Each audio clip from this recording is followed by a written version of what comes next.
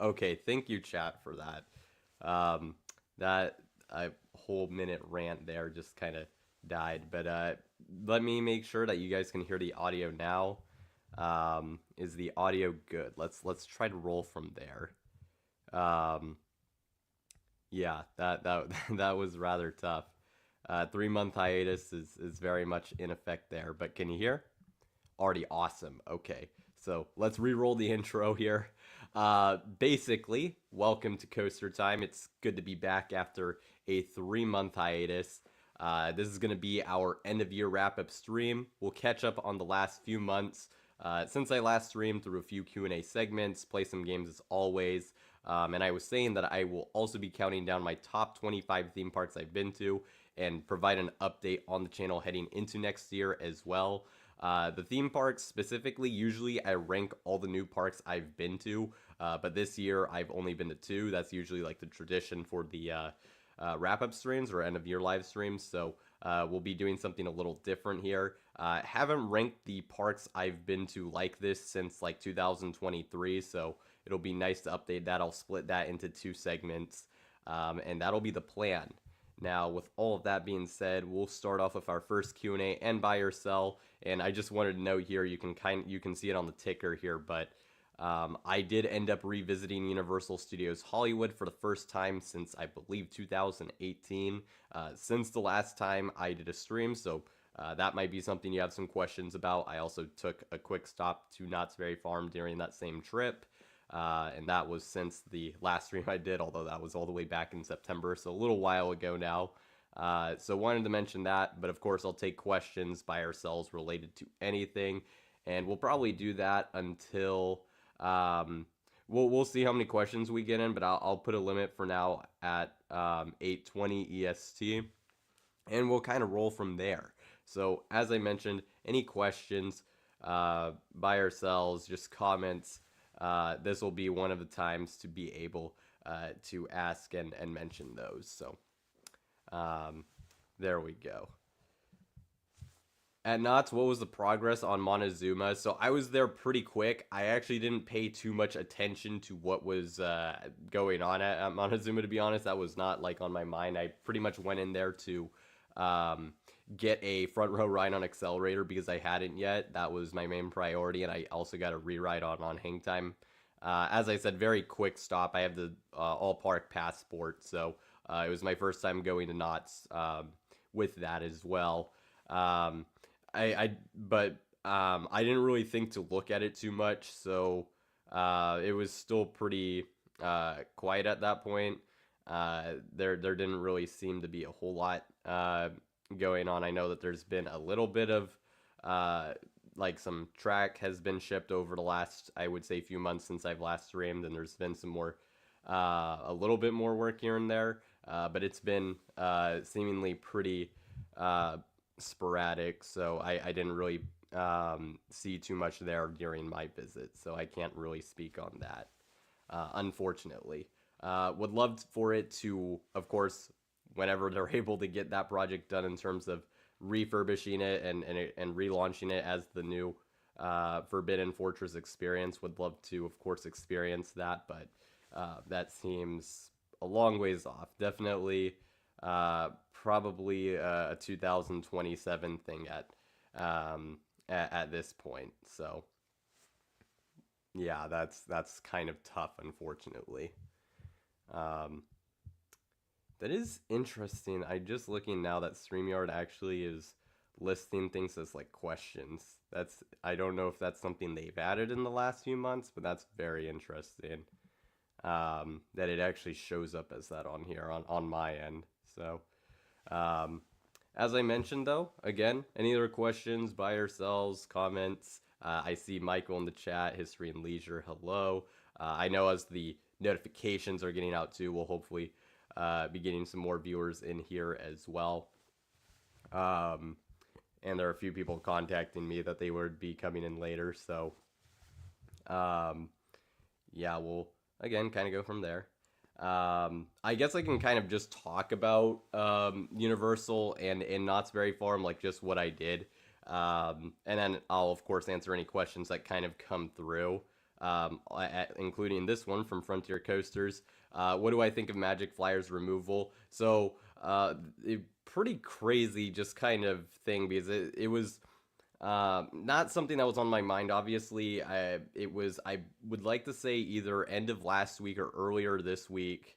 I'd like to say end of last week. We got those demolition permits for Magic Flyer, and which is of course the park's elusive kitty credit that you can only ride if you're 54 inches or under. That I had never ridden, and it's also the park's oldest coaster. And then also Tweety's Escape, which is the meme, absolute meme of a flat ride that's like basically just children in these bird cages. The demolition permits came out for that, and I can't necessarily say I'm too surprised that they ended up finally getting rid of those. Those are very I mean, especially Magic Flyer was super ancient, just very archaic coaster just from the sound of it in terms of how it operated and just what it was comprised of. Um, but you know, it still sucks to see, you know, a ride with that history being existing in a way for I'd like to say around like I think 80 years or something before it was at Magic Mountain. You know, you hate to see that. But at least for me personally, once it closes, I will have Magic Mountain completion for the first time in my life. So there is that. That's not even to mention the other news that came out later that afterwards, which is that their removals are going to be part of this really the Bugs Bunny world like overhaul. They're kind of completely like retheming, redoing it, having different subsections, which I think will be nice. Very fascinating that they are really removing multiple rides along with those two. Speedy Gonzales Hot Rod Racers is also in there, and I believe the Teacups is also a part of that. They're removing, I believe, 4 rides, and then they're not really replacing any of them with any rides. It's more so play structures and walking areas. I mean, if it's well presented, I'm sure that'll be nice. And having like more open areas for kids to run around, that's not necessarily a bad thing. I did just find that very fascinating, just as far as that decision. And then to piggyback off that, Jay asks thoughts of the Vekoma Thrill Glider at Magic Mountain being delayed to 2027. I had already kind of figured it was going to be delayed to 2027, so the fact that they acknowledged it here did not surprise me. There just was not much progress on the permits. I know they got like a wall that got approved within the last week or two, but there's still a lot of permits they need to get approved. I thought there was maybe a chance if they got what they needed to approved, it could have been like if they wanted to, because Magic Mountain can operate year-round, I thought maybe they could get it open by later in the year. But I figured any thought of them opening the Thrill Glider by like summer or something like that was already out the window. So delaying it to 2027 makes a lot of sense. And honestly, I'm just happy for the park that they are able to get a project to kind of fill in while they kind of work out the bugs for the Thrill Glider, which I am very excited for that addition for the park. I think the ride forces in that position that coaster is going to provide is going to be extremely unique, and definitely something different for the park and just different from most roller coasters in general. So still excited for it. I'm not really too bummed about it officially being delayed, though. That was very expected, I would say, at least for me. Let's see here. So, let's see. Do I think that Cedar Creek Mine Ride is in any danger of removal, like Gemini? So, you know, a lot of people are speculating what could be the next coaster to be removed at Cedar Point. There's been a lot of rumblings around Gemini, because my understanding is the uptime, especially this year, you can see on the, there's a website that tracks the uptime of all the Cedar Point coasters this year, including Top Thrill 2. And Gemini was amongst the lowest. It may have been the lowest of all the coasters this year as far as uptime goes. So that obviously is less than ideal. there was some activity kind of going on there later in the season that people thought was suspicious. As far as I believe there was markers and I think actually like wooden support pieces actually being taken out, but my understanding is that was maintenance related. Um, so we'll see. It is something that could come up. As for Cedar Creek Mine Ride, I certainly think it could be something that's removed. I mean I'd be for it straight up because while it's a classic family coaster, I mean I've given my thoughts on it. It's the worst mine train I've done. Based on my one ride, it was forceless and pretty rough. Just did not track well at all. So if they got rid of it for a more modern family coaster, I would be all for it. Um, and I think it's possible that they could, especially if you look at the surveys that Six Flags released and over Georgia specifically had. Uh, Dahlonega Mine Train was one of the rides that they had a concept for it being replaced. So could something like that happen with Cedar Creek Mine Ride? I would, I could see it. So I think there certainly is a possibility that it could be in danger. Um, would I predict it as my like next pick? I guess in this case, if we're excluding Gemini, it would definitely have to be a top option as far as what's left there. I would say so. I could very much see that. Um, let's see. Modern mine train. Yeah, I mean, yeah, a modern mine train. You could do that, like a new mine train from Vekoma, would be cool. I probably, if I were in their position, I would probably go with something like different. I personally, I understand the logic of replacing an old coaster with like a newer one that's like basically the same thing but more modern and better. Um, I probably would lean towards something a little different. The only thing though is I think what's important is they probably do need to get a coaster that has a lower height requirement. Although I think Cedar Creek's 48 inches anyways. So even if you were to get like, although I don't know that they would get a straddle coaster, but that's like something that I think would be cool.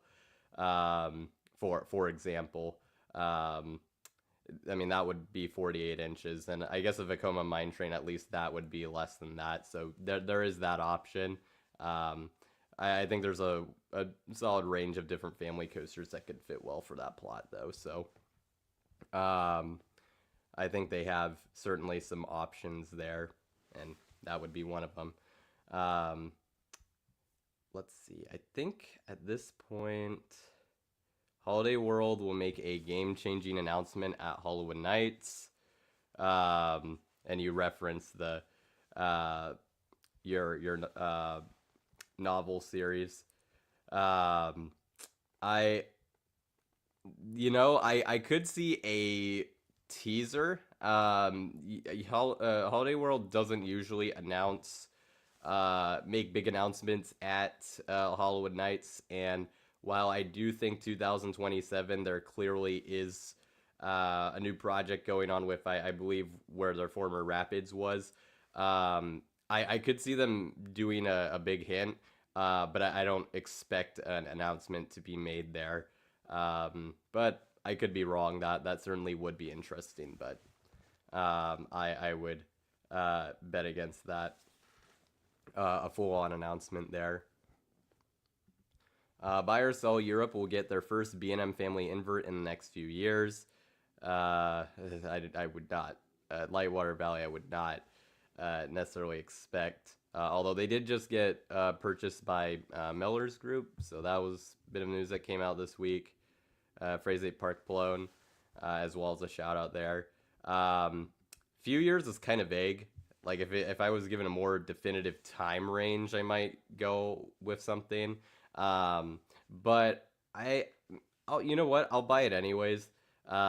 Simply because we know like Merlin has gotten a few of these, or they have at least with their Legoland parks in Asia. So I think that is enough for me to buy it. Plus, they've been getting some interesting projects, Mandrill Mayhem, which is not like a complete thrill coaster as well.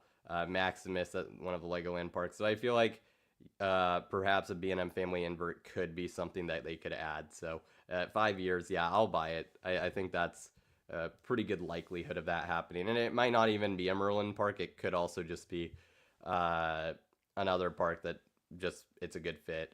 Um, so I could see either of those happening. And I see the clock has hit 5:20. Um, so I guess I'll kind of just real quick before I go into some of the other stuff. I'll go into Universal Studios since I did revisit it. Or actually, since actually nah, I'm not because I'm already doing the theme park stuff. I guess any questions related to that can come later. Because I'm already ranking the theme parks, I'm actually gonna hold off there. One last thing did come in here though. Um, Wild Waves in Seattle will be closing after next season. Yes, that was a few weeks ago now that was announced. Uh, Kind of interesting. It was basically announced around the uh, light rail extension, which is rather close to the park. I mean, I guess I mean I'm not as familiar with that, but that would I assume I mean that would help bring the park more traffic probably. So I mean, it just sounds like they had a based on what I read, it just they kind of had a hard time finding their footing post pandemic, which I mean obviously has been a struggle for a lot of places, and the cost to operate was just really high, which also doesn't really surprise me. So it is unfortunate, um, but I'm not honestly too surprised that this happened. Um, I may have very well missed my only opportunity to ever go there. We'll see. You know, it could. I'm not saying it will happen, but you know, the Washington State Fair is something I've wanted to go to for a while. To ride Classic Coaster, and so maybe combining this and that during the fall could potentially be an option, especially with Wild Waves closing. But I've actually seen this park. We drove right by it on a family trip where we were heading from Portland to Seattle. So I have seen the park physically, but I have never been there. So if I don't, that is going to be a little unfortunate. But um, that's just kind of how it is at this point. Tough loss for that specific area, especially like Seattle, for how big of a city that is.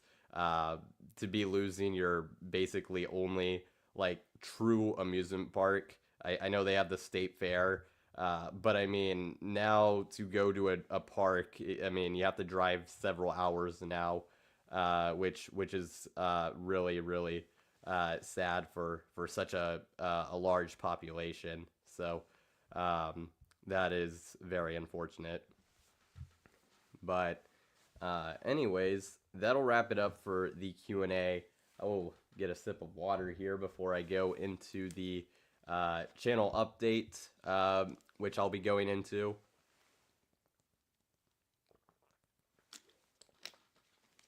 So let's get that pulled up here, and I will set it up in the custom layout here.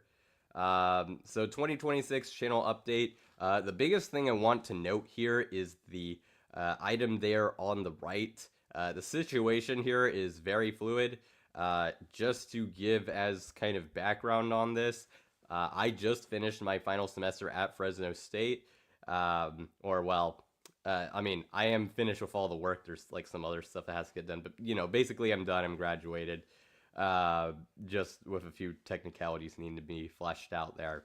Um, so that you know, there's that aspect of things, um, but of course, because of that, you know, I'm also trying to move forward in my career. So again, this is very fluid depending on whatever happens with that.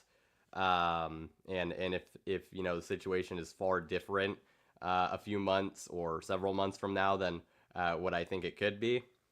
Um, but that's pretty much where I'm at. And I actually also took up a marketing role at the Big Fresno Fair as an intern this year. That happened since the last stream, so we'll just note that. That was a short window thing from September to October. Um, so pretty much just kind of wanted to mention the background there. Um, and as far as what I'm looking to do with the channel, I am looking to continue creating content in 2026. So, like, I'm not planning to kill the channel or anything, despite this, you know, uh, change of scenery and change in my life, if you will. Um, Still wanting to do live streams. I'll probably get to that first before the other thing, even though it's kind of in a contradictory order. Um, they'll likely be pretty sporadic. And actually, the other thing I wanted to mention too, as far as live streams, they will no longer have numbered episodes. You may have recognized from the thumbnail, from the title, this episode did not have a number attached to it, even though it is technically Coaster Time 73. I am going to stop numbering them. I think the biggest reason is that I feel like the numbers, just for anyone who's wanting to come in and watch these for the first time, I think it makes it a little intimidating because they might think they have to watch the previous episodes, which, I mean, it can help, but it's certainly not necessary. And I think I do a pretty good job at explaining the different segments and making the streams enjoyable for like any coaster or theme park enthusiast who wants to watch. So that was really a big reason for that. And I think it also, in a way, kind of, I want to mess with the stream format a little bit as far as like going from stream to stream. So maybe messing with like some shorter streams that are maybe more so one big segment. I kind of want to make it more variable. So that's something I also want to do. That may not so much relate to the numbers, but that is something I want to toy around with. So wanted to mention that. But that's just kind of what's going on as far as live streams. There will still be a dedicated playlist, so that will still be there to make it easy as far as, you know, if you want to watch certain episodes in like a certain order or something afterwards, that'll still be updated regularly. So I will mention that. And then as far as the short form content, I did dabble in this early last year. You probably saw that I made a few shorts. I do want to start making more of them as we in 2026. This will just give me an opportunity to leverage my channel to gain experience creating and editing short form videos, which is something that can prove to be very useful in my professional career. Just as far as that can be something that I can show that I have a decent bit of experience in, because I have a little bit, but I definitely can expand upon it. And I'm hoping to begin that next month. The schedule, I want to kind of get a regular-ish schedule on that, but that'll definitely be more of once I start doing it, sorting it out from there. I have a lot of serious ideas. Probably will also do like news analysis reactions as well that are like pretty quick. And the hope with this is also that this will kind of help grow the channel on here on YouTube and on Instagram. And I also have a TikTok, but I only ever posted, I think, 2 videos on there. So that's still very much a thing that can be grown. But the hope is that I can also grow the channel, because it's stagnated a while and I've been pretty cool with it just because I've focused a lot on the streams. But I think it would be nice to gain some experience creating short form content and then showing growth from that. So that's pretty much, I think, everything as far as the channel update. I will look over the comments, just seeing if anything questions related to this. No, I at least for the time being, and also I just realized this thing's blocking my head. So I will take this off screen. I don't know. Okay, so there we go. Will it be another 3.5 months before the next live stream? No, I do not expect that. It will. I very much plan to do them more regularly. And I mean, I expect I'll do one next month. So there is a possibility that something like that could happen, just depending on what opportunities arise for me. again, like personally, professionally, but as of right now, that is not something I would, I think will hopefully be avoided next year. I would rather not be in that situation if I can avoid it. Yeah, I could date the episodes rather than number them. That's certainly a good shout out. That is something I could do. Just I guess to maybe make it a little more clear for someone watching them if they want to kind of again watch it in order. Even though I'll have that on the playlist, that certainly is something. The thumbnail has it, although it doesn't have the year. So that certainly could be an option as well. Thank you, and also welcome to the stream, Coaster Evan. Appreciate the congratulations, and Michael, same thing. And yeah, we'll, again, as far as where I'm at, there it's very much evolving. So that is, you have to mention that when it comes to what is going on with the channel in case, again, something changes. But again, kind of went over the plan for now, and that'll lead us into the bingo card status update. I actually have not updated this on Instagram in some time, so this is the most up-to-date it has been. So let's pull it up here.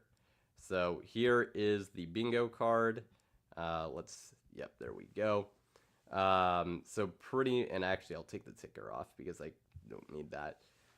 So bingo card here, you can see the bottom row has completely filled here. So I'll actually just go over this through some of the changes. So we did get a bingo on the bottom row. The new ones that were updated there is a Schwarzkopf has permanently closed since the last stream. That would be Montaña Rusa at Parque del Cafe. That was the former Zambezi Zinger at Worlds of Fun that got relocated.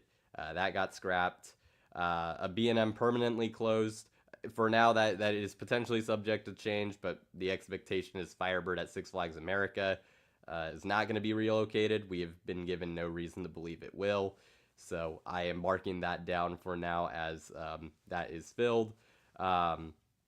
And then some other slots that have filled since as well. Stardust Racers won a Golden Ticket Award for Best New Coaster. So that slot you see there in the diagonal is good.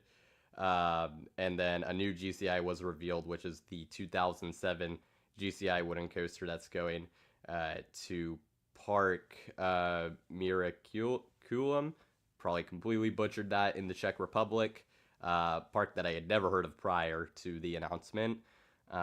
It's actually the first coaster they're ever getting. But some slots that were also incorrect have also filled. Busch Gardens Tampa announced that they are adding a new or refurbished Lion and Hyena exhibit, so they're not getting a new coaster. That unfortunately killed off the diagonal there. And California's Great America did not have its last season, thankfully. This is one of those ones that I'm like, if I'm wrong on this, I'm happy to be wrong. They are selling 2026 season passes. They have like some of their hours out, so I'm going to say that's pretty safe at this point. And most of these are probably not going to be filled as well. The only one that I think has a strong chance of being filled is Six Flags Qiddiya opening. We're going to have to wait till the very last day of the year to make sure that happens, but that is likely going to fill. These other ones are likely not, but I still left them open just on the very off chance something happens, although, I mean, especially the ones on the middle to right are extremely unlikely. So that is the bingo card update, and there we have it for that. I forgot because I'm trying to mess with the custom layouts. The only issue is when you take out something, it doesn't automatically change the screen to fit in with everything else. So next we will move on to our quiz. So actually that is also on this same thing. So let's do the custom layout again. Alrighty here. So let's see, coaster time quiz. And actually I will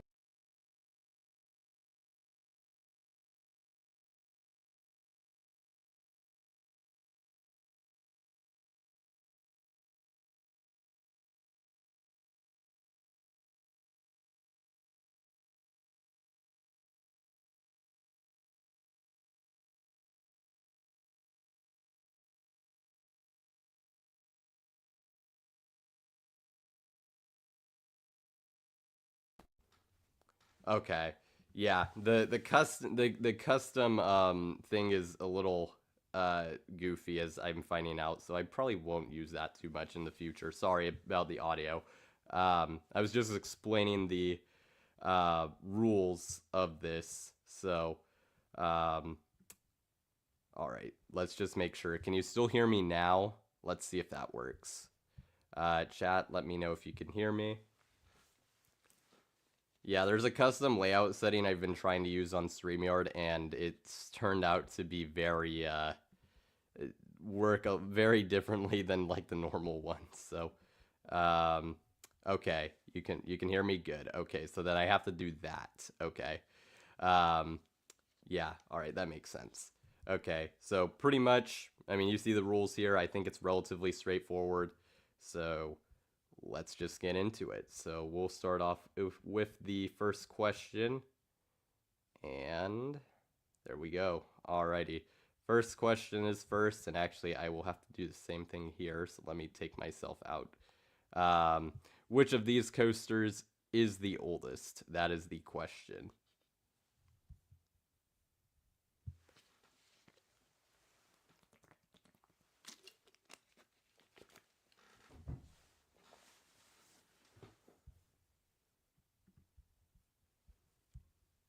Answers are coming in.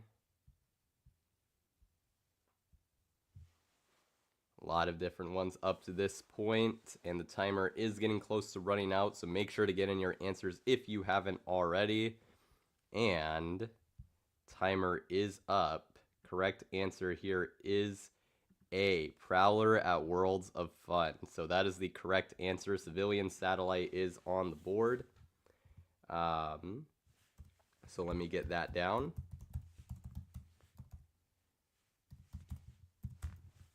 As is Michael.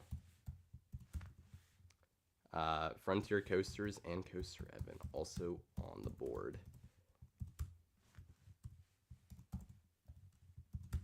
All right, so we'll move on to question number 2. Which of these chains doesn't have an Intamin coaster? Guess away.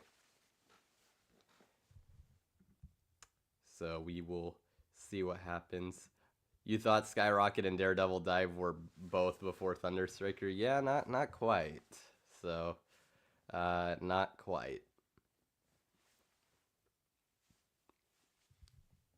But yeah, this one is pretty interesting as far as when I figured this out. I mean, I would have thought all of these chains would have had an Intamin coaster, but the fact that one of these doesn't was at least to me a little surprising. So make sure to get your answers in if you have not already. All right, timer is up. Correct answer here is B, Hirschend. Hirschend, believe it or not, has none. The other two chains at the bottom have multiple examples. And then Premier Parks has Half Pipe at Elitch Gardens. Good guess, though, if you guessed that. Michael now has a second point, along with Civilian Satellite and Evan, Coaster Evan also. So there we go. And then we'll move on to question number 3, which is, which of these coaster models has never been built in China? Looping Group owns Drayton Manor and added an Intamin. Yep, there you go. Also, Wave still exists as well. So within that park, you actually have a few. So I think Drayton Manor mostly carried there, actually. So, but yeah, question 3, which of these coaster models has never been built in China? That is the question.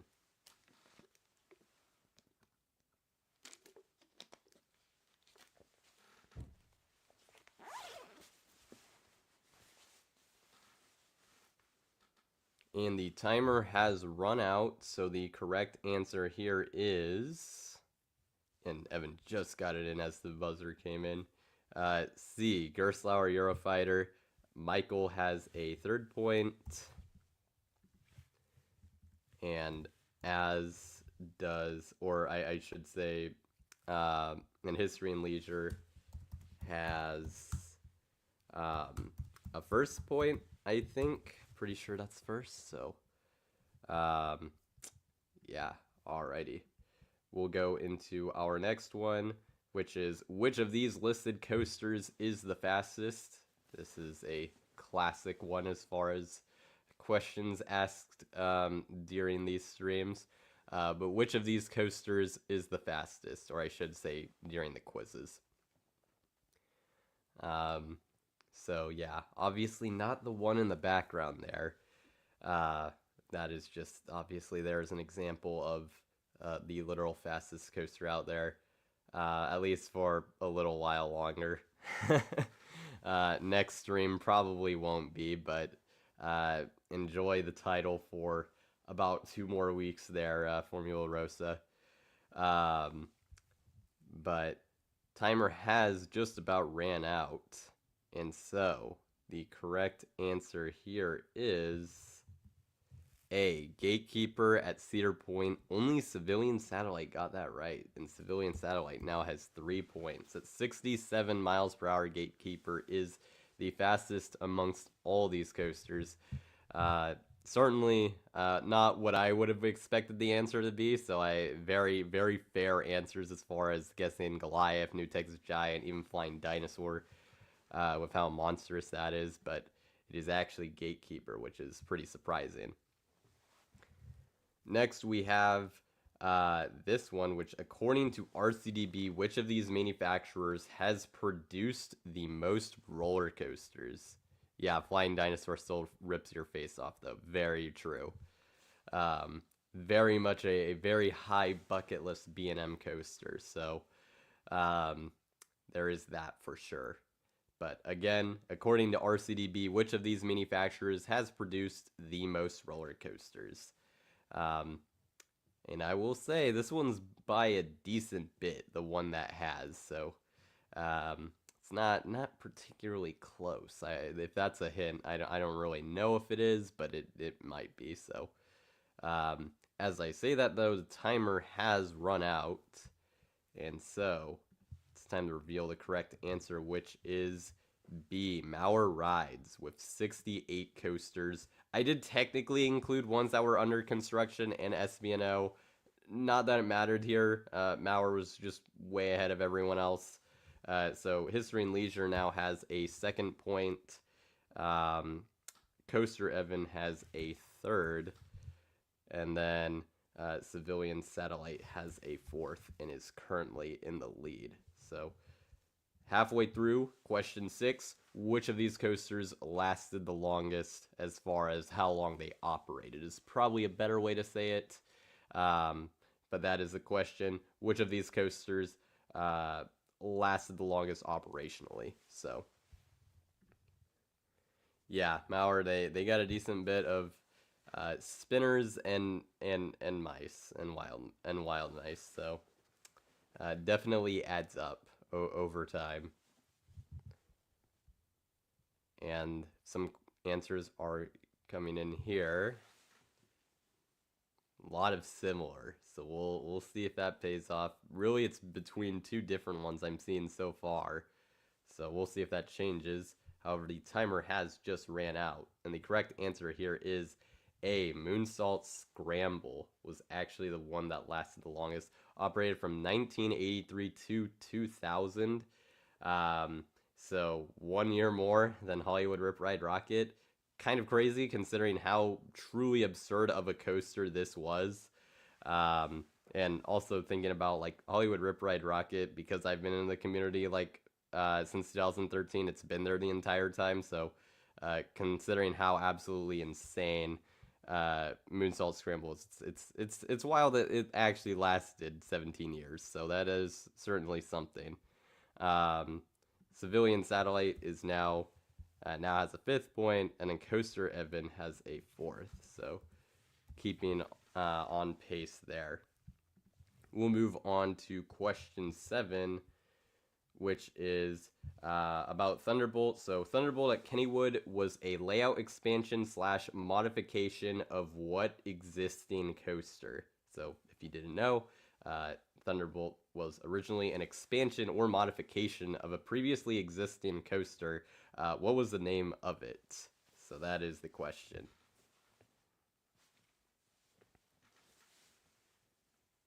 A lot of people going for the same answer. We'll see if that one pays off as we head into the final few seconds here. Let's see. Coaster Evan had an opportunity to ride Batman and Robin in 2003, but skipped it because you were scared. That's a tough one. That is a tough pill to swallow. That certainly is. Yeah, Speed the Ride lasted a little. I feel like all things considered, it survived. Like it survived a little longer than one would expect. Like just not being in the community around then. So, but that is the timer. Correct answer here is D in Pippin. Let's see. So pretty much everyone here got an extra point. Yeah, looks like it. So History and Leisure has a third. Coaster Evan with a fifth. Frontier Coasters with a second. Michael with a fourth. And Civilian Satellite, 6 of 7. Oh dear. Next we'll move on to a next question, which is question 8. Which of these is the original Vekoma family boomerang of these bunch? So one of these is the original Vekoma family boomerang. Which of these is the original? Yeah, I said the thing. I actually was not intentionally trying to. Then I realized I'm like, well, I gotta roll with it. So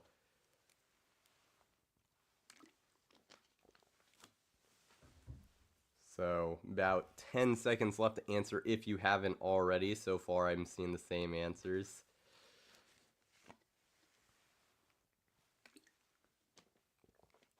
And the timer has run out. Several answers getting in here at the buzzer, and all of which are correct. Accelerator at Drayton Manor was the first by a grand total of 2 months before Boomerang down there at sea. But Accelerator was the very first one. So very impressive that everyone here got it right. So Civilian Satellite now has 7 points. Michael has 5. Frontier Coasters has 3. Coaster Evan has 6. And then History and Leisure has 4. Formerly Ben 10. There you go.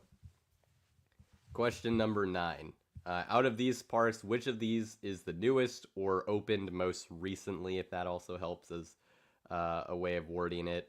Which of these parks is the newest? Epic Universe, they're obviously opening this year, not necessarily related really to the actual parks at hand, but yeah, out of all of these, which of these parks opened most recently?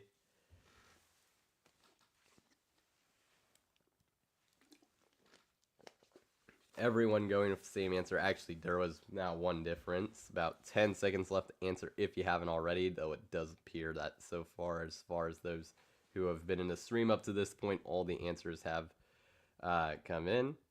And so the correct answer here is D, Six Flags Fiesta Texas, opening in 1992, a full 3 years ahead of any of the other parks, with Park Asterix being second there in 1989. So Discovery Kingdom, yes, you're correct in that it got its name most recently. Yes, that is a fair point. But that, so you could, I mean, that's not really like an argument for a different answer here, but that is very much true. So there is that. So Frontier Coasters has a 4th point. Civilian Satellite has an 8th. Coaster Evan has a 7th. And History and Leisure has a 5th point. So Civilian Satellite still in the lead with the last question. And so here we go. Question 10, the final question. Six Flags Astroworld never added a coaster from which of these manufacturers? So I'll say it again. Six Flags Astroworld never added a coaster from which of these manufacturers? So basically, which of these manufacturers never had a coaster that operated at the now defunct, and has been for a while defunct, Six Flags Astroworld? Charged, welcome to the stream. Yeah, pretty much that is this is it. This is the final question. So sorry about that. Um, but question or the timer is about to run out. Alrighty, correct answer here is D. B&M. They never opened or built a coaster at Six Flags Astro World, or added one that's specifically under their manufacturer. So uh, that is it. So Civilian Satellite is going to win with a final score of 9 points, 9 out of 10. Incredibly impressive run, for sure. So congratulations to Civilian Satellite for, as I try to figure out that again, for getting the dub there. And we'll move on to the next segment, which is going to be the beginning of the countdown for the top 25 theme parks I've been to. So for those of you who were not in the stream earlier, I was mentioning that usually these end of year streams, I rank all the new parks I've been to within the last year. I only went to 2 this year, so it would have been a very, short thing. We're going to divide this into 2 segments, so I'm going to go through 25 through 11, break it up with a Guess the Coaster game, and then also, so do that, and then go from 10 through 1 afterwards. So that's going to be how that's done. So let's pull up the top 25 theme parks list. And I do have a slide here. Actually, some of the spacing might be a little odd because the exporting was a little goofy, to be honest. But going into it, just some background info on how I rank the parks. Pretty much, this is a lot of it based on personal experience. I do value attraction lineup quite a bit. How many Guess the Coasters am I doing? Just as a quick answer, probably 8 rounds is what I'm probably going to shoot for. So that we'll see what the time is looking like once we get there. Probably 8 rounds. Good question there. But as far as the rankings, again, attraction lineup is usually very valuable to me, but there's some other aspects such as theming, presentation, atmosphere, unique park aspects that are also valued, along with events that are truly exceptional. That can definitely inflate a park ranking. And then negative park attributes can also drastically hurt a park if the experience I had was negatively affected. I have been to 43 parks, not obviously going through all the 43, just the top 25 here. So just wanted to mention that. And the format here is going to be a little like this. So it's going to be kind of 3 slides for each park as we head into our number 25 of Six Flags Over Texas. I'll try to go through these relatively quick just because we have a decent bit of parks to go to. But I'm separating these by strengths, things I didn't like, and then things I have yet to experience. So Six Flags Over Texas is going to come in here at 25. I was only here for 3 hours, so if I was there for longer, this would probably be much higher on the list. So we'll just mention that. This park very much had a well-rounded coaster collection. Really like the top 3 with Mr. Freeze, Shockwave, and New Texas Giant.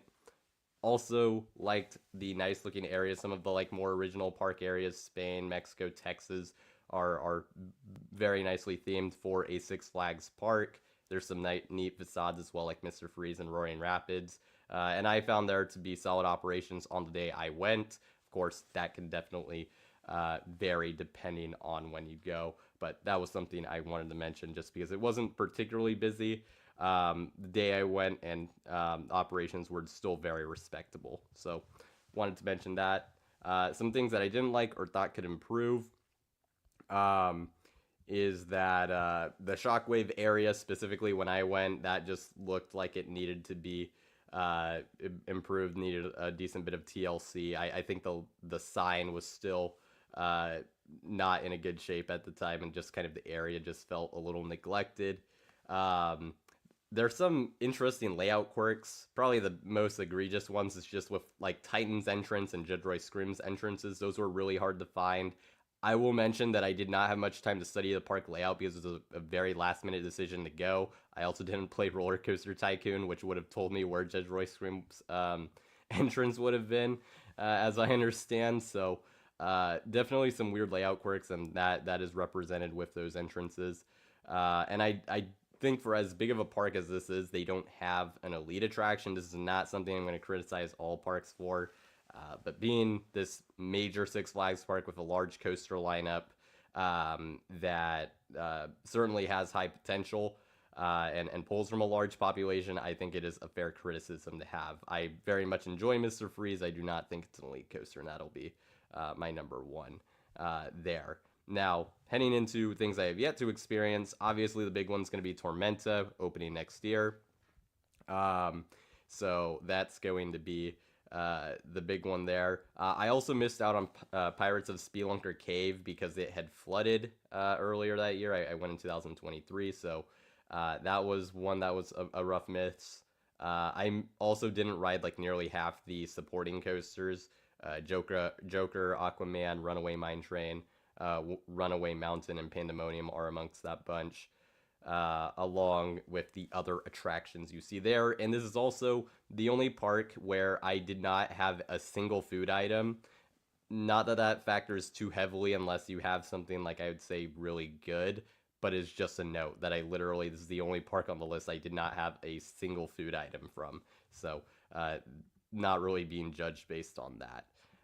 Just looking through the chat, I don't think for me personally, we'll see. I'm certainly open to Tormenta really changing my mind. I mean, that first drop is going to be absolutely elite.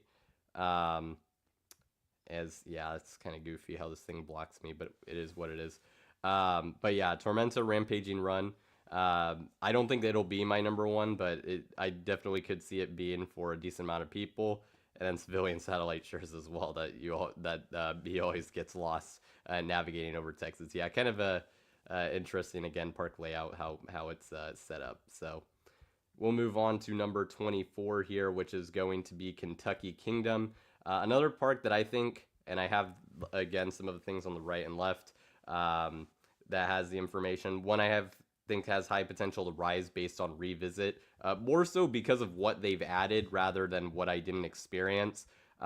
Also, rides that have a golden star are in my top 10% of coasters or just an elite ride of the genre, so I will include those where I feel makes sense. And Lightning Run is a top 10% coaster for me, so that's why it's listed here.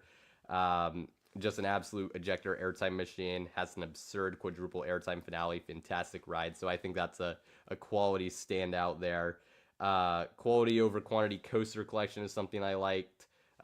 Wind Chaser is like not quite in that top 10%, but it's like borderline elite. Definitely makes for a very good 1-2 punch with Lightning Run. And then Thunder Run and Kentucky Flyer are fun supporting Woodies. I enjoyed the Larson Drop Tower they had there as well. That's not a coaster, but, so I think for, having really just, 4 main coasters currently, that's a pretty nice lineup. And then there's friendly staff when I was there, so that's something to note. I think as far as like the Hirsch and stuff kind of bleeding through kind of early on, that was one of the things I noticed. If anything, because there honestly wasn't a ton else to take away with it being so early in the acquisition. And then the planes are nearby, so it's kind of cool to see them so close by. I didn't get one of those rides on Wind Chaser where, the planes flying overhead. That would have been cool, but it still is pretty unique, so that is nice. So, and hey, also you can throw it out as a bonus while it wasn't necessarily something that I factored in. You can totally say that it is very accessible from the airport because of how close it is. So that certainly you can definitely throw out there as a strength. So it's on the airport bus, good for a long layover, exactly. So great point there. T3 removal is another park strength. If I had ridden it, I probably would have put it on here, but that was gone, so didn't have to worry about that. Things I didn't like / areas that could improve. The Bizarre Park layout has to be mentioned here. Just having to cross the road, you can also take a bridge, but that whole situation it's memorable, but just really, really bizarre. And then having to walk through the water park to access a decent amount of the dry rides in that second half of the park, Kentucky Flyer, namely, And then also depending on where else you're coming from, that also is needed to access some of the other rides, again, depending on where you're coming from as well, in that second half of the park. That is just less than ideal. It that so that are those are certainly some things that it was kind of like it wasn't the best thing in the world. And at the time I went, this second thing is really more of when I went. I think this is something that's been improved, but I figured since it was in my experience, I'd mention it. The park felt like it was in an identity crisis when I went. You had some areas that were just absolute eyesores. Where T3 and Deluge were, both of those were still up, so that was like depressing that they're right next to each other and just like closed. Um, and then the Storm Chaser area was just pretty barren as well. So those areas were definitely some that needed some love. I felt like it needed more landscaping in areas. Um, so there was that as well. So um, it was kind of in a really weird spot, which, given its history, makes sense. But and it's still very respectable when, as Civilian Satellite mentions here, saying that, and I'll pull this up because this is a good comment. The identity crisis was fine when it was a scrappy Ed Hart underdog, like, bringing this park out of dead, which is, an amazing story, and very grateful for that happening. Will definitely be nice to finally achieve cohesion under Hirsch, and I think very well said. Because I think at this point, now with Hirsch coming in, and they are starting to execute that vision, I think the expectations for that are a little I would say are amped up a little bit. So there you go. And then as for have yet to experience, I mentioned that Storm Chaser area. I did look at footage of Discovery Meadow heading into this. I just from what I've seen, it looks like they did an excellent job, like kind of sprucing up that area nearby, compared to what it had previously been. So I think they made a huge improvement there just based on what I've seen. Flying Fox is going to be I think, really good addition for that park. Another quality coaster. And it also looks like they're going to kind of redo the area near the front a little bit. So that'll definitely also be of great help. I have also not done the water park like at all. Of course, I've had to walk through it, but I have done none of the water park attractions. So I'll note here that I haven't done anything there. Admittedly, I'm not as big of a water park person, so I don't necessarily know that upon a revisit, that's something I would prioritize a lot. But I know that for some people, that's a huge part of Kentucky Kingdom. So it was worth mentioning that I haven't done that. So that's going to be it as far as Kentucky Kingdom goes. Kentucky Kingdom has so many abandoned concrete footers from old rides. Yeah, definitely. There's still certainly a lot of work to be done with it, but I feel very, very confident just based on what they've done early on here. And yeah, so we'll move on to California's Great America here at 23. This park is one I've been to a decent amount of times at this point. I actually last visited this year. Again, they have that elite coaster in Railblazer. That's, again, another top 10% coaster for me. Insane pacing, the best paced coaster I've experienced, with some of the strongest airtime I've also done, with the off-axis hill and turnaround drop. Just an absolute insane coaster from start to finish, even if it is relatively short. My number one coaster in NorCal. So that is certainly, again, a big standout. Gold Striker is also right on the cusp of being that 10%. So if you want to throw it in there, definitely fair to.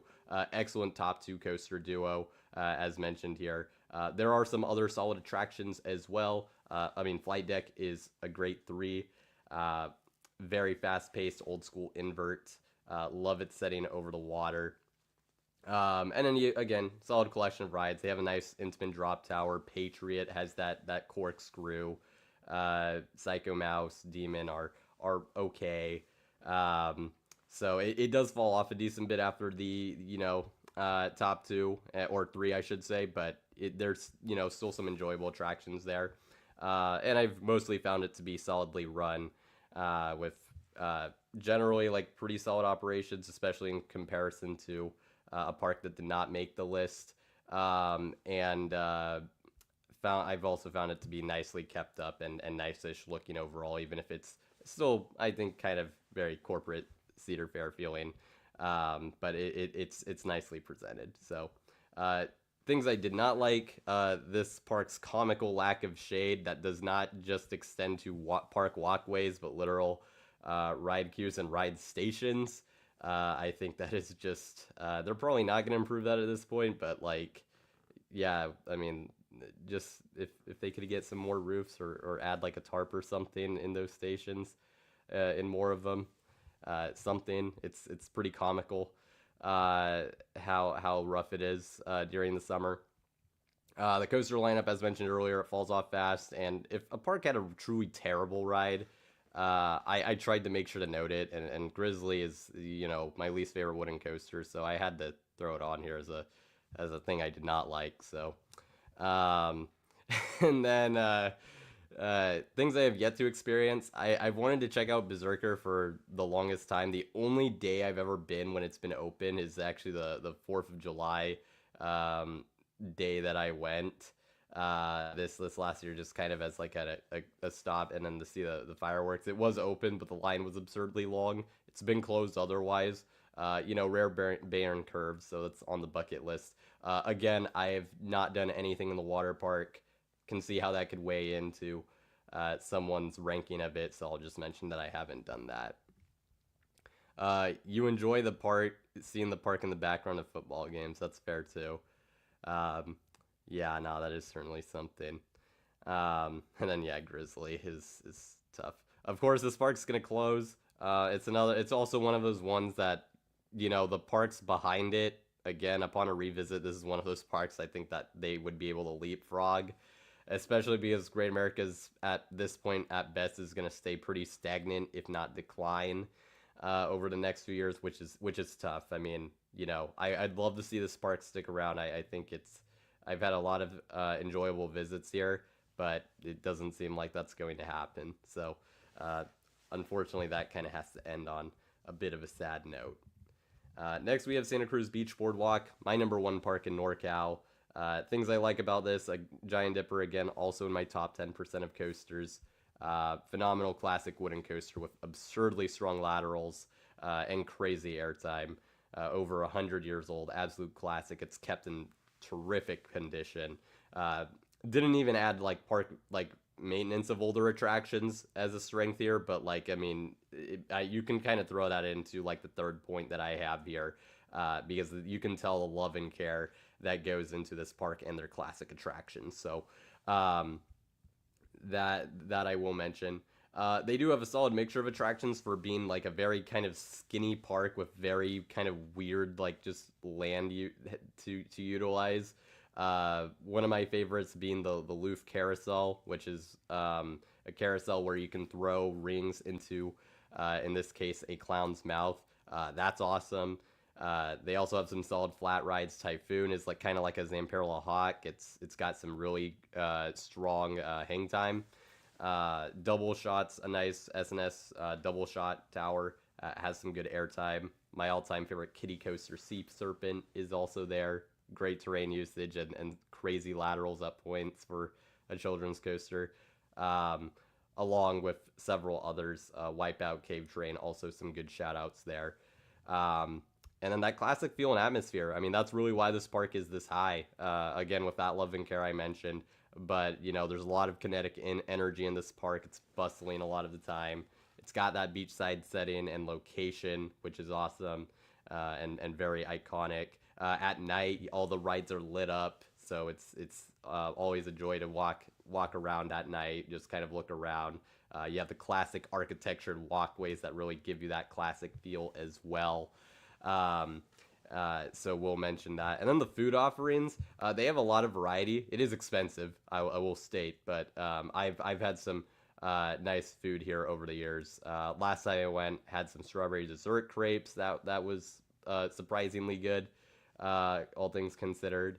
And I also had some gyros here, which were pretty good as well. So yeah, as far as what I need to re-ride, Or well, I'll get to that in a second. The dark rides for the most part are I will get to that because I do need to get back on the haunted castle specifically and ghost blasters.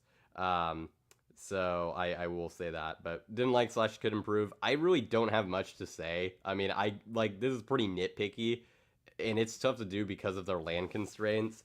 But I would love to see another like truly good family thrill or even like thrill coaster. Like if somehow they could get like a Gerstlauer Eurofighter or something else that's like compact. I'd love that for this park.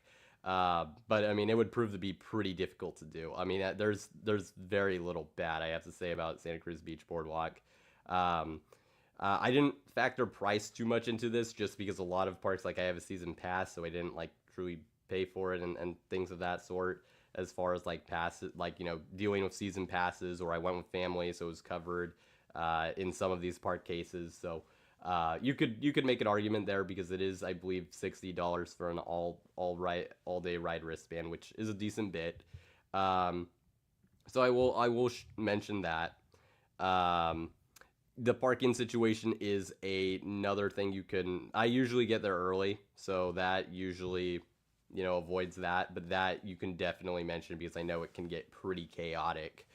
Um, so, and actually, now that you mentioned that, actually, the trips that I went during cross country, yeah, we had a whale of a time. Not a good one, but yeah, parking was a difficulty. So you can definitely throw that as something else as well. That's definitely valid. Probably should have thrown that on here actually. Um, and then yeah, need to get re-rides on those dark rides that were mentioned, and then Loggers Run as well. I haven't done that in many years, so that's probably just the things that I have yet to experience. So um, yeah, you did not get there early. Um, Santa Cruz Beach Boardwalk is one of the parks in the U.S. you've seen the least of. Yeah, I mean it is. I understand like enthusiasts going NorCal or like even yeah basically NorCal. It is out of the way, and if you're really just going for Giant Nipper, it does seem like difficult to justify, but I think it's well worth it. And I would take your time here. I would not treat this as like a pure credit like stop. I think this park is definitely worth the time to experience in full. So that is Santa Cruz Beach Boardwalk. 21, we got Enchanted Forest, which is about. This one's interesting because, again, I mentioned attraction lineup is something that's very valuable. This park definitely has the like weakest of all the ride lineups, but this park is really more about the atmosphere of the place, the themed areas. But I will still start off with the attractions here because they do have some very unique ones. My favorites are Challenge of Mondor, which is that trackless dark ride that is like very ambitious for a park of just of this scale that I very much enjoyed. A lot of cool practical sets and elements to it. And then Ice Mountain Bobsled is just kind of a crazy sort of almost it is kind of a fever dream of a ride, just with like the weird like vehicle setup, the clearances being crazy. And I mean, I've never ridden like a backyard coaster, but I mean, yeah, the comparison of it like kind of rides like one is probably fair. But it's very memorable for that for those reasons. Um, and then Big Timber Log Ride is also a nice flume, so we'll mention that. Haunted House, solid walkthrough with some neat sets. So those are the other attractions I've done. But it's really that atmosphere. It's heavily wooded. So like you're walking around, you're really in the forest. It's also very well shaded for that reason. You can feel the passion of the Top family that they put into this park. Kind of going back to like what I said about Santa Cruz, like you could really feel the passion for this park from ownership. Fitting music plays throughout the areas that adds to the ambiance of the different areas of the park you walk through, and it feels very different and unique from any other park that I've been to as well. As for the themed areas, very unique and charming. My favorite of which is, of course, the Storybook Lane. You see all the different sort of dioramas, sets, some bits of animatronics and interactivity with the different areas, some slides as well. The shoe being my favorite of the ones I've done. A lot of little details and visuals as well. Some of my other like actual favorite locations was the iconic Witch's Mouth and the Seven Dwarves Mine, just with all the colors and everything as far as how that looked. But you also have the European Village that has some nice walkthroughs and buildings and cool architecture and neat pathway. And the Old West as well has some nice sets as well, and that one also has a pretty cool slide. Um, Fantasy Fountain Light Show also has to be mentioned here. That's indoors. That's a very neat visual show that I think is done every like 15, 20 minutes, something like that. So definitely worth checking out. Again, this park, there are rides that like, I would say are like the reason people come here, but definitely if you go, make sure to really experience like the walkthroughs and the other attractions because that is a huge reason why this park makes the list and a big reason for just the it having that experience that's really unique. Now, some things I didn't like. There's basically only like 5 rides slash attractions that adults can experience, so that it is very family, if not children oriented park. So there is that, but going in, that is pretty limited. Capacity is really low for attractions, and also there is no unlimited ride option. It's pay per ride. I mean, it makes sense because the capacity, I mean, I guess the park used to have like an unlimited option, but yeah, I mean, the capacity is like so low for the attractions that I kind of understand why they got rid of it. But as far as if you wanted to get multiple re-rides on attractions, it does make it a little difficult. And then I would say perhaps of any of the parks on here outside of Great America, which is closing, uh, lack of revisitability just in terms of like this park getting anything new as growth is mostly capped. Definitely a park I'd like to visit again. Actually, hold up. I will be right back. Something just came.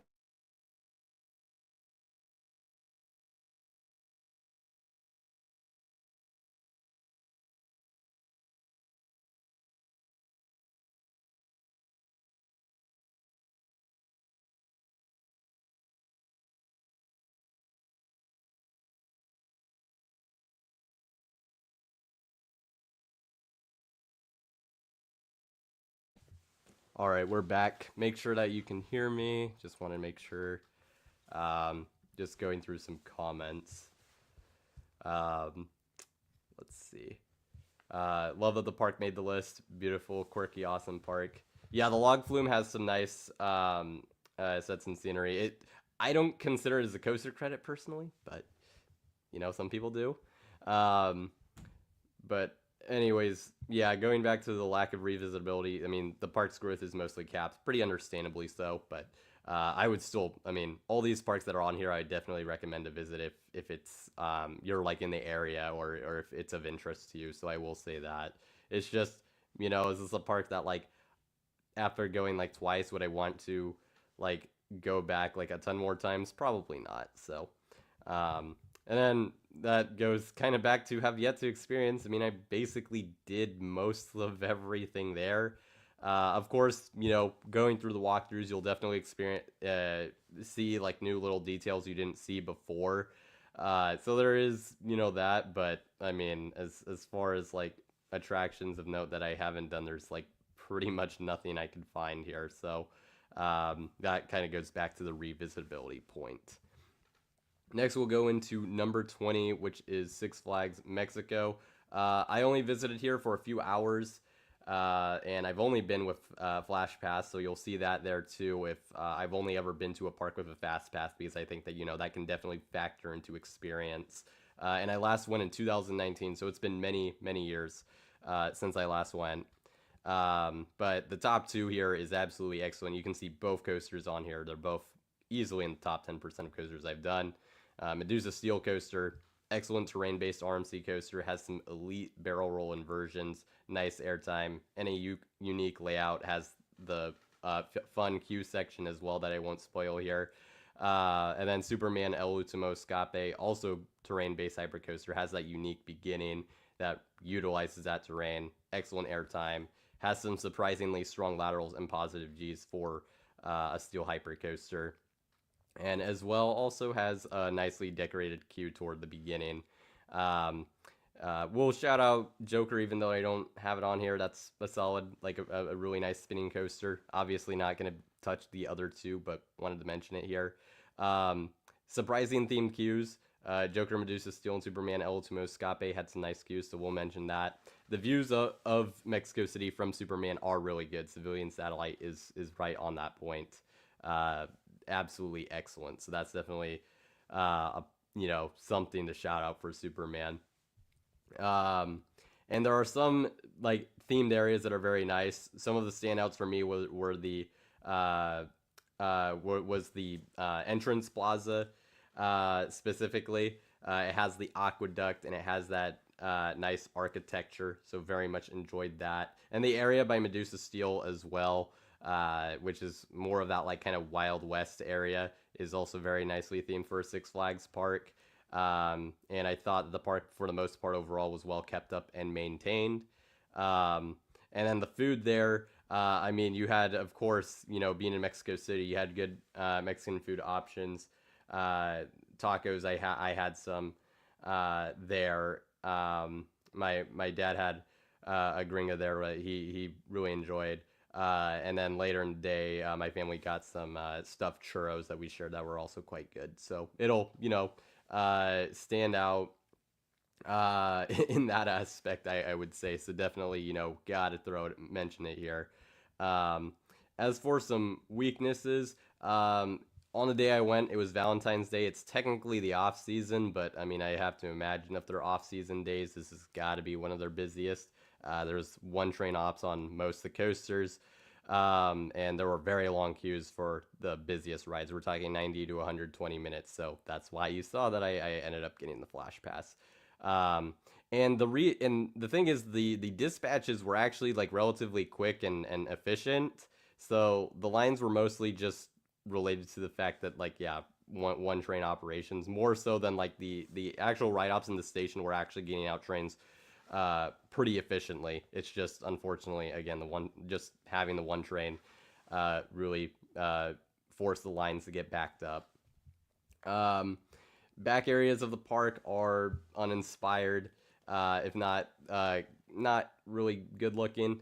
In comparison to some of the other areas, I specifically thought like the DC Universe area and the Hollywood area were just didn't really look that great at the time of when I went. So even though a lot of people praise for how like Six Flags Mexico looks as far as like the different areas, I think there's some that are not great, and those would be the ones mentioned there. Um, and then the lack of coaster depth and unique standout rides after the top two. It's a lot of uh, coasters that are just kind of whatever. And that's just unfortunate. Toon Train hops on Batman.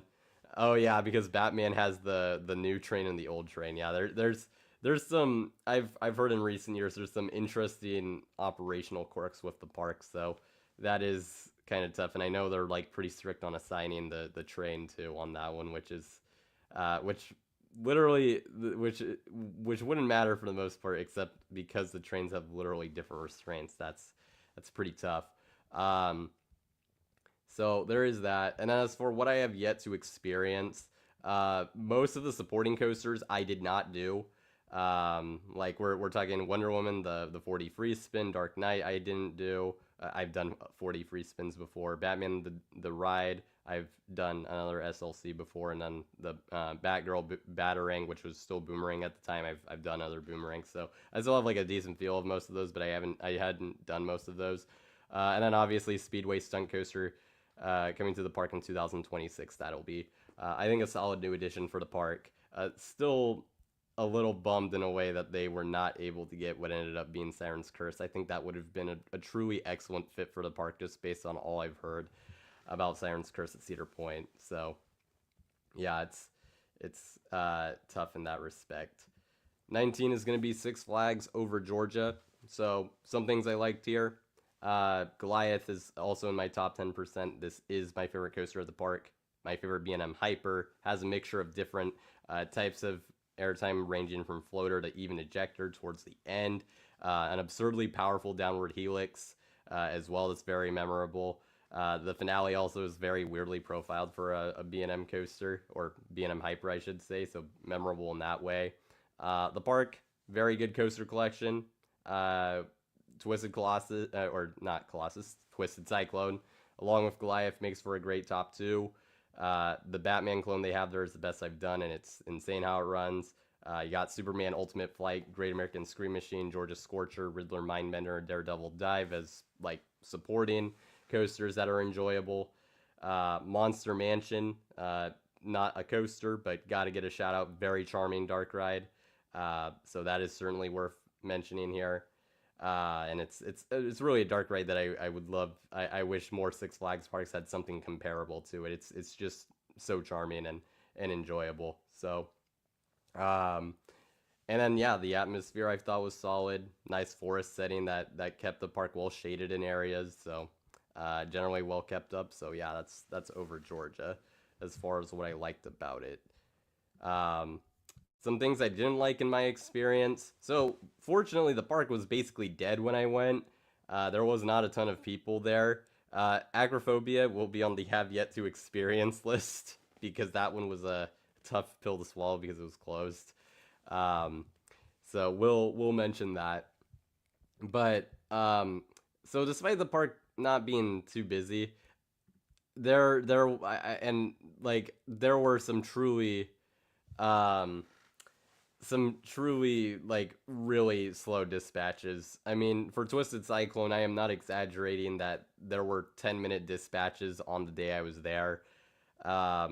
Actually, Dr. Coaster, if for those who follow him on Instagram, was I remember he also posted a story that day like yeah, they literally had 10-minute dispatches that day. So that was tough. A lot of one train operations on a lot of the coasters.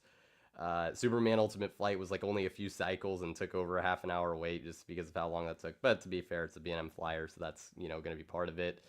And I've heard of other people that they've been, and it's been maybe not to this extent like this rough, but pretty rough, and it's been kind of miserable. So I had to point it out here, even though it was really just kind of a minor inconvenience for me personally, but it stood out so much I had to throw it in here.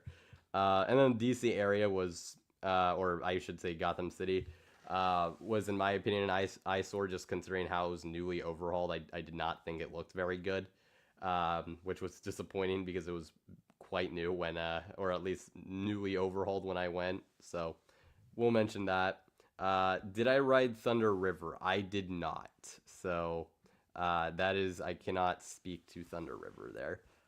Lots of collegiate shenanigans were had it over Georgia. For I assume for you over the years, that's fun. And then what I have yet to experience, Georgia Gold Rusher, obviously opened this year. Did not experience that since I last visited in 2022. Previously mentioned Acrophobia. It was closed when I was there. I was really bummed because I heard awesome things about it.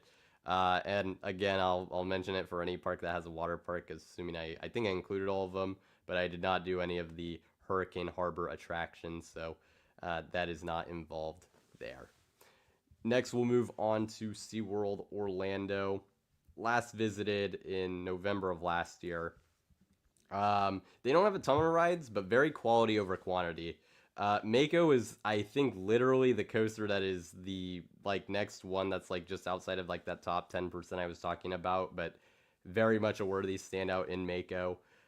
Manta, Pipeline, Icebreaker, Kraken as well make for a really strong, I think, top 5 coasters at the park currently. I also really enjoyed Journey to Atlantis and Infinity Falls. So right there, those are 7, I think, really nice attractions. Very well presented park. I love the tropical landscaping and the plants. The Antarctica area, the theming there is pretty cool. Just kind of walking around a little bit, I was impressed with that. and there's some very picturesque areas of the park as well with Infinity Falls. Manta has that iconic turn near with the sign, and Mako's turnaround as well. So had to shout that out. The animal exhibits, I did explore those, and SeaWorld Orlando has some really nice exhibits. Antarctica, especially, is fantastic. Best penguin exhibit I've ever been in easily.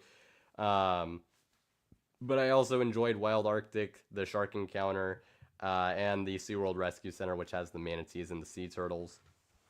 Um, so I'll mention that. I didn't mention it here as a strength or like something that like was worthy of putting on here, but I did check out Hollow Scream. They had some good scare zones and actors within the scare zones and good opportunity for night rides. Not something like crazy standout, but we'll mention that.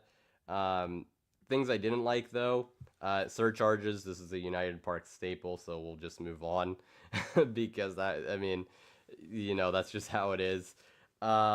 Staggered openings. This was something that like yeah, like Icebreaker would open like an hour later, and some paths are blocked at points. That also kind of is related to like the staggered openings and Icebreaker specifically, which is a little annoying. Although there were some areas that were also blocked during Hallow Scream, I assume that might be something to do with like maybe just reduction of noise for animals or something. Which, if that's the case, then that's fair. But that was made for some inconveniences. Um, in my most recent visit, dispatch times were pretty slow, I will say, and it was pretty busy that day. So there's been some inconsistency within my visits, so we'll mention that.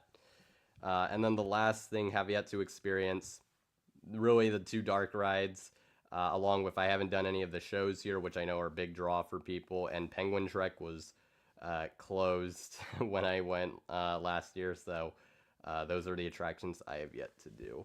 Let's see, anything in the chat as far as these go? As with the other parks, you can give your thoughts on if you've been to these parks, your experience, what you liked with them, or if you haven't been, like just things you're excited for, and I'll read those as we go through, as we've been doing with the other parks. So next we'll move on to our first of the Disney World parks, Animal Kingdom. Was only here 6 hours. This park would likely rise upon a revisit. However, I also have the icon that it will fall when Dinosaur closes because I probably will not go back by the time uh, I will probably not go back when it's still operating. So based on that, and this being my current experience, it will probably be lowered a little bit once it closes. So we'll mention that. Um, but what I liked, I mean, Dinosaur. Let's talk about it. I mean, that is one of my all-time favorite dark rides.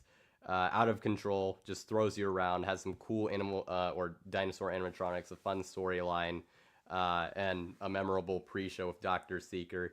I was hoping I'd enjoy the ride, and I really was, especially because people talk down on it compared to Indiana Jones, and it's not as good as Indiana Jones, but I still thought it was absolutely excellent, and I will definitely miss it when it closes. There is no doubt. Thought it was fantastic.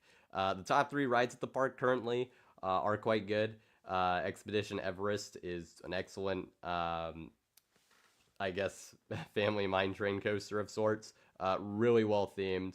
Love the atmosphere of it, and it's just overall really fun.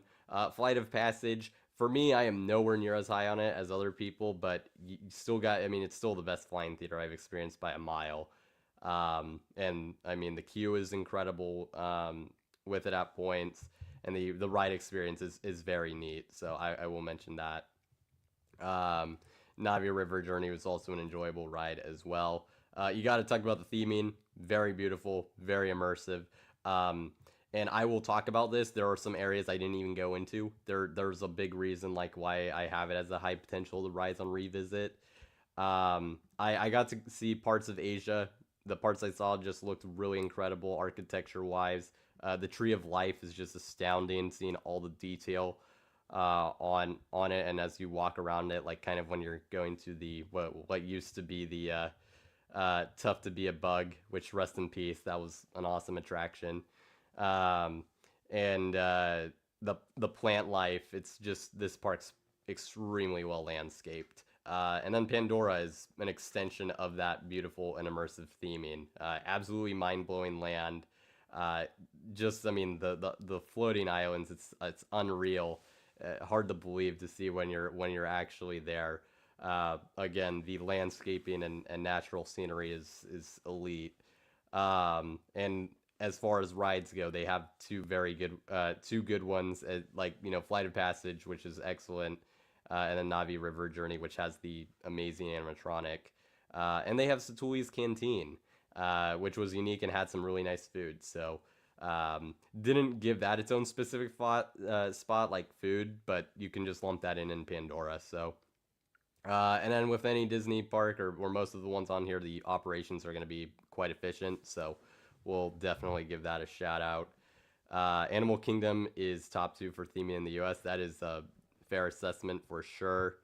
Um, let's see. Yeah, gone are the days of dinosaur, and yeah, it's gonna be tough. That is sad. The two rides that scarred children for life. That's fair. That's a good point. Um, for you, Everest and Tree of Life are cooler than Pandora, but they are all great. Hey, I mean, I can respect that. I think that's fair. And some more Satuli Canteen love in the chat. So yeah, as far as things I did not like, this is going away, but Dinoland USA, just like most of the vibe of it, specifically like the carnival area, just felt very jarring. I mean, it's good that that's leaving. That just that was not really all that great. There is a cool shop in there. I forget what it's called, but like I mean it's yeah, that just is kind of an eyesore. So good riddance as far as again that kind of carnival area. The lack of overall rides, and they'll also lack an elite ride once dinosaurs replaced, so that's going to be tough. I mentioned it's tough to be a bug being a notable loss. I know they replaced it with the Zootopia show. I have not experienced that, so I mean to be determined as far as the exchange of better or worse there. And then I would also say that this park definitely it would be cool to see if they could stay open when it's dark more often, just considering all the pictures I've seen of Pandora and the Tree of Life at night. And it's kind of wild that's just not really you can't really experience that a lot. That's pretty tough in my opinion. I would have loved to have experienced that when I was there, but it was not open late enough for that to work out. So I would say that I for that reason I would have to put that as a weakness because right now it's just there's not that many days in the year it feels like where you're able to experience that. Um, and I see a comment. I'll get to it after I get to the have yet to experience. A big reason also for the high potential to rise on revisit. Not only is it just a lot of it is the new stuff, right? Tropical Americas, they're gonna get. I mean, I'm sure that area is gonna be fantastic on its own, but with it, they're also getting the Encanto attraction that we'll kind of have to see what that is when it actually opens. And then Indiana Jones. I mean, those are going to be some excellent attractions for the overall park. But I also have not seen a majority of the animal exhibits. And like, I like visiting zoos and aquariums. It was just one of those things that I was at Disney World for a limited time, and the rides and attractions were prioritized. So just did not experience much of it, which that's like a huge part of Animal Kingdom. So I definitely think having more time to explore that aspect would help it rise a decent bit. I pretty much didn't go into the Africa area at all, which I've heard is incredible. Kilimanjaro Safaris did not do that. Same can be said with Cali River Rapids, and I've heard the Festival of the Lion King show is excellent as well. So a lot that I have yet to experience, both upcoming and in its current state. So I think even if I were to revisit like and experience those items that already exist, I think it would probably rank higher in my rankings. And then once 2027 hits, we can really talk about a massive flip. as far as where this ranks amongst the Disney World parks for me. So, because I definitely think this park has that potential. Civilian Satellite says, was always funny riding Primeval Whirl and then riding a basically identical ride down the road at Fun Spa was hilarious. Yeah, that is a good point. That is kind of goofy that that you just had like those two very close by. You saw the Festival of the Lion King in its original location in Camp Mini Mickey. Nice. Um, you wish you could have seen Kite Tails. Yeah, for the memes. Why not? Um, so that would have been fun to do for sure.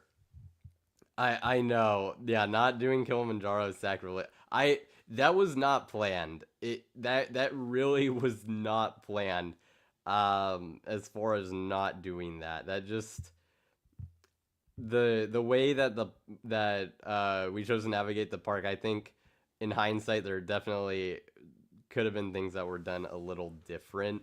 But hey, it's a park I'll definitely have a chance to revisit, so I don't really have much issue with it. So that's going to wrap it up for Animal Kingdom. 16, we're staying in the Orlando area, going to Universal Studios Florida. While this park doesn't have an elite ride, I do think it has an elite attraction. One of the all-time best shows I've ever seen at a theme park in Born Stuntacular. I won't spoil it too much, or really spoil it, but I mean, if you go to studios, make sure to check out this show. Really just has some incredible stunts, great action, and a mind-blowing blend of practical and digital technology. I'll kind of leave it at that. I've never watched the Bourne film either, so you don't have to be into the franchise to get a lot out of it. I watched the horror makeup show too. That's a fun one. Didn't put it on here just because it wasn't like an absolute must do, but you know, worth mention. Um, and then quality ride lineup. My favorite ride here was Rip Ride Rocket, so rest in peace. But Revenge of the Mummy is a very fun indoor coaster with some pretty unhinged elements, and in my mind, some nice theming as well. Transformers is a great dark ride. Men in Black Alien Attack, my all-time favorite shooting dark ride, in there as well. Harry Potter and the Escape from Gringotts is very immersive and has some wild elements in there. E.T. Adventure is a true classic, and you got Simpsons. So like what they have some really like a lot of like really enjoyable attractions. So and I think their lineups actually in a way like there's not that many rides, but they have a good chunk of rides that are like actually really nice. So um, that I will shout out. Diagon Alley. Unfortunately, I didn't have the most time to experience this land. And there's honestly a lot of it I have not experienced, but just walking around it a little bit, I mean, it was really cool. Of course, as far as rides go, you have the Escape from Gringotts. I guess Hogwarts Express technically is slightly outside of it, um, but like adjacent. The entrance thing is cool. How it's kind of weird to find. Basically, it's pretty cool. Love the architecture in this land, and it also has butterbeer, which I'll talk about more when we get to Hollywood because I've experienced butterbeer there as of recently. They have Halloween Horror Nights, some really high quality mazes, and I saw the Nightmare Fuel show that year. That was spectacular. So, really high quality event. Didn't have the best look with the event, but still was very enjoyable. Just as far as one of the days I went was a crazy storm, and because of that, the day I went later on a Thursday was sold out. So, still had a lot of fun with it though. Again, the operations are going to be excellent, and there's a lot to do even in inclement weather, as I experienced in my time there. So definitely got to shout that out. So a lot of strengths when it comes to Studios Florida for a park that I think gets bashed on quite a bit. Some things that I don't like or think can improve. I mentioned they do have, in my opinion, an elite attraction, just not an elite ride. They lost Hollywood Rip Ride Rocket, which I think for that ride lineup is a pretty big loss because it is a lot. I mean, pretty much almost all their other attractions are indoors, with a few like smaller exceptions. So having more of that like true roller coaster would be nice, which I will. I mean, we'll get there, but it's not there right now. And there's a decent bit of dud attractions that take up a lot of space. Fast and Furious Supercharged. that could have been its own like bullet point, to be honest. And I was tempted to do it, but I figured I'd just lump it in with these other ones. I mean, yeah, that needs to be replaced. I mean, it's just not very good. Race Through New York, starring Jimmy Fallon. Also, that building is pretty large for what I feel like is a rather lackluster experience. And then Villain Con Minion Blast. I mean, it's an upgrade over Shrek 4D, but like, it's still not very good. So I feel like there's just some attractions that leave a lot to be desired, and again, they have a lot of space that potentially could be of pretty good potential, but they're just not being utilized the best. So I think that is something to criticize. And then as far as what I have yet to experience, well, whatever replaces Rip Ride Rocket. And then more exploration of Diagon Alley, so that's pretty straightforward there. Um, let's see, what was supposed you were supposed to see Born Stuntacular last month, but it was closed. That's tough. Hopefully next time you'll have better luck with that. Um, Studios Florida looks like it would be your least I mean, yeah, I would expect it to be of the, I would just say three because I'm not including Volcano Bay and I haven't been to Epic Universe, but I imagine Epic Universe will probably be above Studios. Yeah, I'd say that's a fair take, but just because it's like the worst doesn't mean it's bad. So that's for sure. Um, think they used to be better though in the 90s. I mean that, yeah, I guess that's some people have nostalgia for that era for the park, so that's fair. You didn't even get to the Minions Fountain part of the park last time you were there. That's fine. I mean, honestly, that is, yeah, that is completely fair. So yeah, I think Animal Kingdom would be better if I went, and also like Horror Nights. I think elevated Studios a decent bit, actually. So uh, we'll mention that. Next, we'll have Magic Kingdom at 15. Getting close to the last few here before we get into our Guess the Coaster.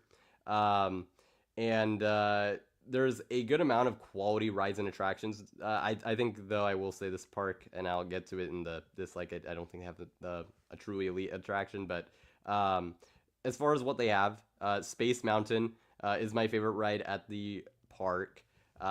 It's not as good as our Space Mountain, but I really enjoy it. Some unhinged airtime. Tron is also was also a lot of fun. Big Thunder Mountain Railroad, Seven Dwarfs Mine Train. Like their actual coaster collection is actually pretty nice. They have some nice dark rides as well. Pirates of the Caribbean, Haunted Mansion, um, and several applicable rides that I didn't experience, but that I've done at Disneyland.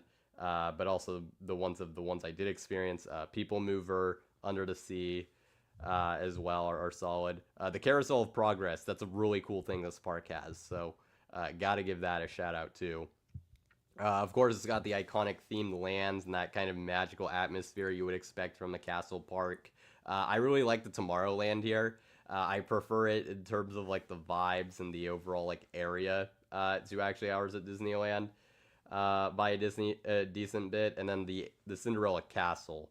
I mean, especially for me because I'm used to the Disneyland Castle and it's not very big, but it's still like it's charming and it has it still has a presence. I mean, this thing is on a different level just in terms of the sort of, I guess, tone it sets. It has such a presence within the park. And that was something that I enjoyed. And again, the operations got to be highlighted here too. So, um, yeah, I actually did do the Little Mermaid at Magic Kingdom actually. So I did that one because I heard the queue was cool and it was a very nicely decorated queue. Um, yeah, the ride part is, I mean, yeah, it's basically the same, but um, and I did try a dessert. Dole Whip is mentioned here. Um, I did have try someone else's dessert, which was I think it had Dole Whip in it. I forget what it was called, but that was solid from what I had. Um, some things I did not like. Again, lack of a truly elite attraction. I think of all the standout attractions, Magic Kingdom is the weakest as far as all the Disney World parks. Um, and then just kind of the extra steps to get to the park. Um, it is cool in a way that it's like, if you're going for the first time, like taking the ferry or taking the monorail to get to the park, but you can't like park and walk to the gate. So it just kind of adds some extra layers, I feel like, to when you're entering and coming back from the park, which I mean, for the first time is cool, but like, I mean, I went to this park a few times during my 3 days at Disney World, so it's something that's noted.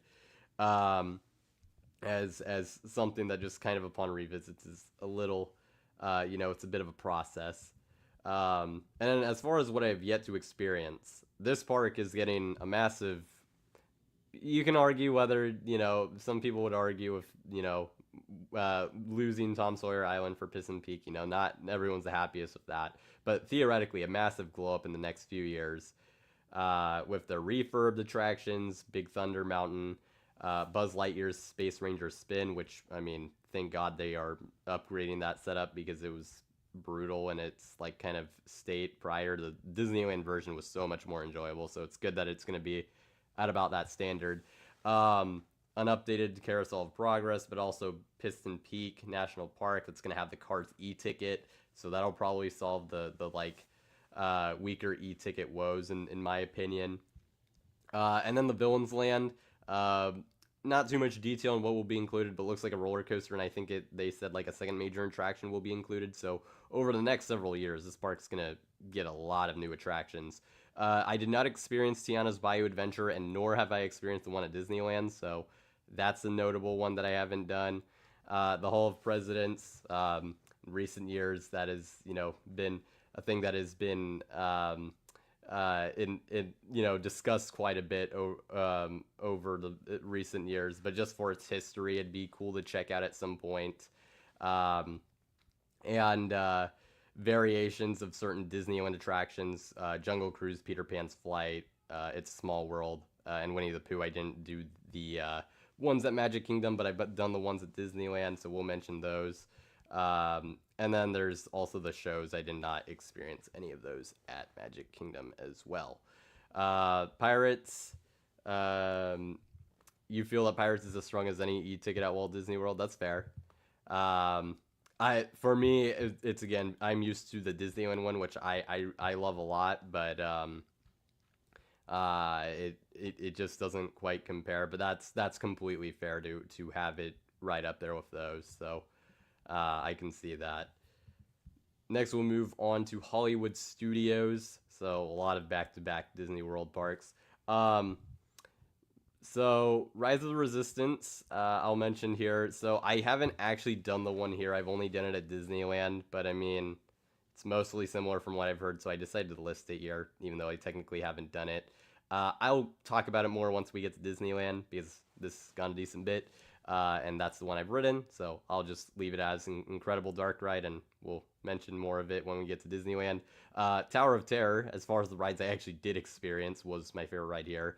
Second favorite drop tower that I've done, has that just absolutely unbeatable classic and spooky atmosphere and storyline that I did miss when Ours became Guardians, though I do prefer Our Guardians Tower. It's still something that I have had nostalgia for, so doing it here at Hollywood Studios was awesome. And it's so atmospheric with the beginning, which I won't spoil, but very atmospheric beginning of the attraction before an excellent drop cycle, which the drop cycle it has is very good for a drop tower. And this park, it is made up of a decent bit of, most of the rides here are like e-ticket or high quality rides. I mean, Rise of the Resistance, Tower of Terror, that's a great top two. Mickey and Minnie's Runaway Railway is also excellent. Borderline, it's not quite, but it is almost top 10 dark ride for me. Rock and Roller Coaster, though it's getting rethemed, is a nice coaster. Toy Story Midway Mania, one of my favorite shooting dark rides. Smuggler's Run is a fun ride depending on the position. And then Slinky Dog Dash and Star Tours as well are also fun attractions in their own right. You have Galaxy's Edge. I did walk through, but I'll mostly talk about that when we get to Disneyland, so I'll just skip that there. Toy Story Land, not necessarily an elite land, but it's still cool. Very fun looking themed area. I very much enjoyed the Woody's Lunchbox meal that I had, which was a brisket barbecue melt. That was quite good.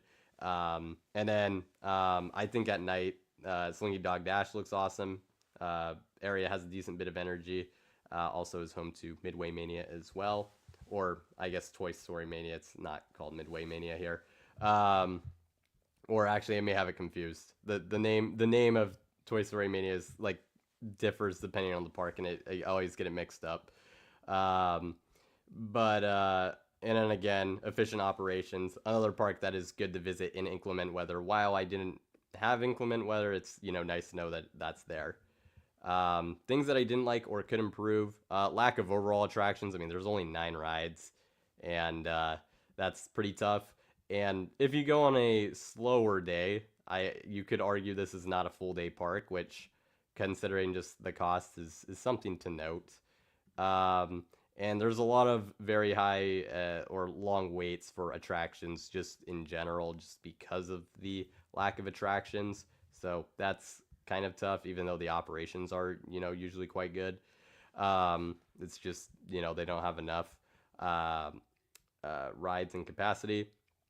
And I think overall, it's not as overall as immersive or as cohesive as the other Disney parks, especially on the Disney World Resort property. So we'll mention that. Have yet to experience the new Rock and Roller Coaster retheme. We'll just leave it at that. Monsteropolis with the new Monsters Inc. Vekoma invert that's coming in the future. I have not done the Indiana Jones show. I wanted to watch it, but I just showed up a few minutes late to check out the last showing, which was tough. That's something I'll definitely do on a revisit. And then again, some variations of Disneyland attractions, Rise of the Resistance, Smuggler's Run, and Star Tours being the ones pretty much. So that's pretty much all I have for Hollywood Studios. Um, let's see. Uh, Hollywood Studios is the worst Disney World park in your opinion. Fair enough. Um, it, I could. It's interesting because I think locals, it's like their favorite or like their second favorite, and I guess in my case it is my second favorite. But I think there's a solid chance Animal Kingdom could jump it, just with the new additions and again experiencing it more. But I feel like I'd probably still have it third. But that's a fair point. Um, you haven't been to the park since it was MGM Studios. Wow, it's a decent bit of time. It used to be called Midway Mania, but not anymore. Yeah, again, that gets me mixed up. Um, you did the backlot tour and stunt show back then. That's pretty cool. That is sick. You do miss the studio tour in Catastrophe Canyon. Um, as not good as the Paris Cars one is, it was fun seeing it again. I mean, hey, at least it's something, right? Speaking of attractions that take up space. Um, but hey, that's at least that's good there. Um, and then you mentioned if you were local, your favorite would be one that's coming up, but not quite next. The next park we have is actually Universal Studios Hollywood, the park that I revisited for the first time in 7 years, this year. Uh, so what I like, the studio tour, I gotta mention it.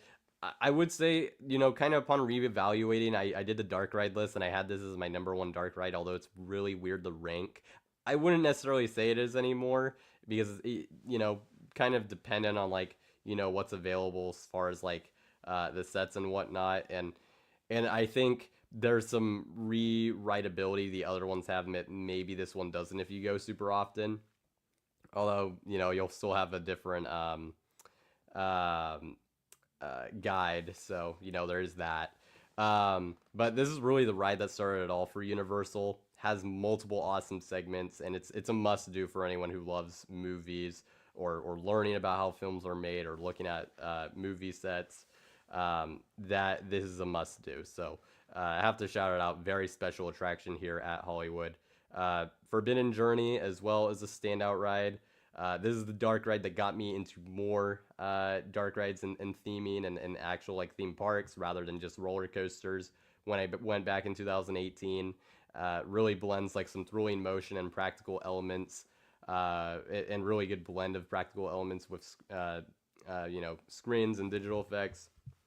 Um, And then you got Waterworld, which is my all-time favorite theme park show. I can say that now after seeing it back in September. I've always enjoyed this show, but like after not seeing it for a while, yeah, it's my favorite I've done. Just the action is and stunts are incredible, and the show is just on like an unbelievable scale for a theme park show. Massively impressive, and one it's crazy that a show like this is at a theme park and is done so regularly. It truly is something that needs to be seen for sure. It's an absolute must do at studios. So we'll mention that. As far as the other attractions, it's a small collection of attractions, but I would say pretty powerful. I mentioned the top three. You also got Transformers, Jurassic World that I experienced, which was cool to experience. In a weird way, I think I actually might actually prefer it when it was Jurassic Park, but I still really enjoyed it as Jurassic World. Revenge of the Mummy, Mario Kart Bowser's Challenge, I found to be quite enjoyable and it exceeded my expectations. It still wasn't like a lead or anything like that. I still think the AR stuff's a little wonky, and I'd almost want to experience it without looking at the AR stuff because the physical sets are so impressive and super well done. And I'd say that I'd love to get even more immersed in that because that was really cool from doing the attraction a few times. And then you even have a few other rides that are like quite enjoyable that are outside of those. Simpsons, Secret Life of Pets Off the Leash, which did disappoint me a little bit, I feel like, but it is a very good fit for this park in terms of having a ride that's mostly animatronic based.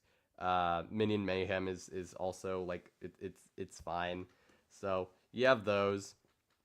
Um, Hogsmeade, I'll mostly talk about it here because this is what I've experienced the most. Elite theming and atmosphere. This is also the theme park land that really helped turn me into more wanting to experience more like true theme parks than just like just like parks for roller coasters back in like 2018. Um, Forbidden Journey is outstanding. Mentioned it earlier. The butterbeer, I finally tried that for the first time. Um, it it's like the first few sips, I thought it lived up to the hype. It was like truly an elite drink. After that, like after you get through like I think kind of like the milkish foam or whatever it is on top, it was more like a like nice drink, but not anything crazy. But those first few sips were insane. You also have the wand interactions, which is fun. Then you have Super Nintendo World, which I did for the first time. Mind blowing to experience that as someone who's played Nintendo games growing up. They did an excellent job like capturing the vibe and fun element of the games in this land. So with the interactive activities, the hidden details, and of course the anchor attraction. So in Mario Kart's Bowser's Challenge. Civilian Satellites gotta head out. All right, thank you for checking out the stream. Happy holidays, and I'll see you later. And then going back to Studios Hollywood again, you have the efficient operations. Things I didn't like, needs a true standout coaster or thrill ride. They are getting that, so I'll just leave that leave it be. They are getting that. And there's not a lot of rides and attractions. This is definitely, you can do this park in about a half a day, a little more honestly, if crowds are low, as I've done over the years, which again, just because of how much this park costs is something to note. And then have yet to experience, of course, Fast and Furious Hollywood Drift. They're getting that next year. Super excited for it. It's going to be a fantastic fit.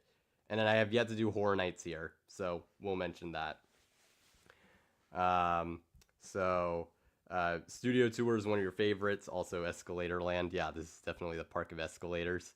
And then Waterworld's show-stopping climax. You can hear the audience simultaneously gasp. Yeah, you definitely can. It's the atmosphere also of that moment is truly incredible. So that is certainly worth mentioning. Next, we got Epcot at Disney World. I realize now I probably would have split this up maybe into like 3 sections. So I guess I'll note that for like a next time situation.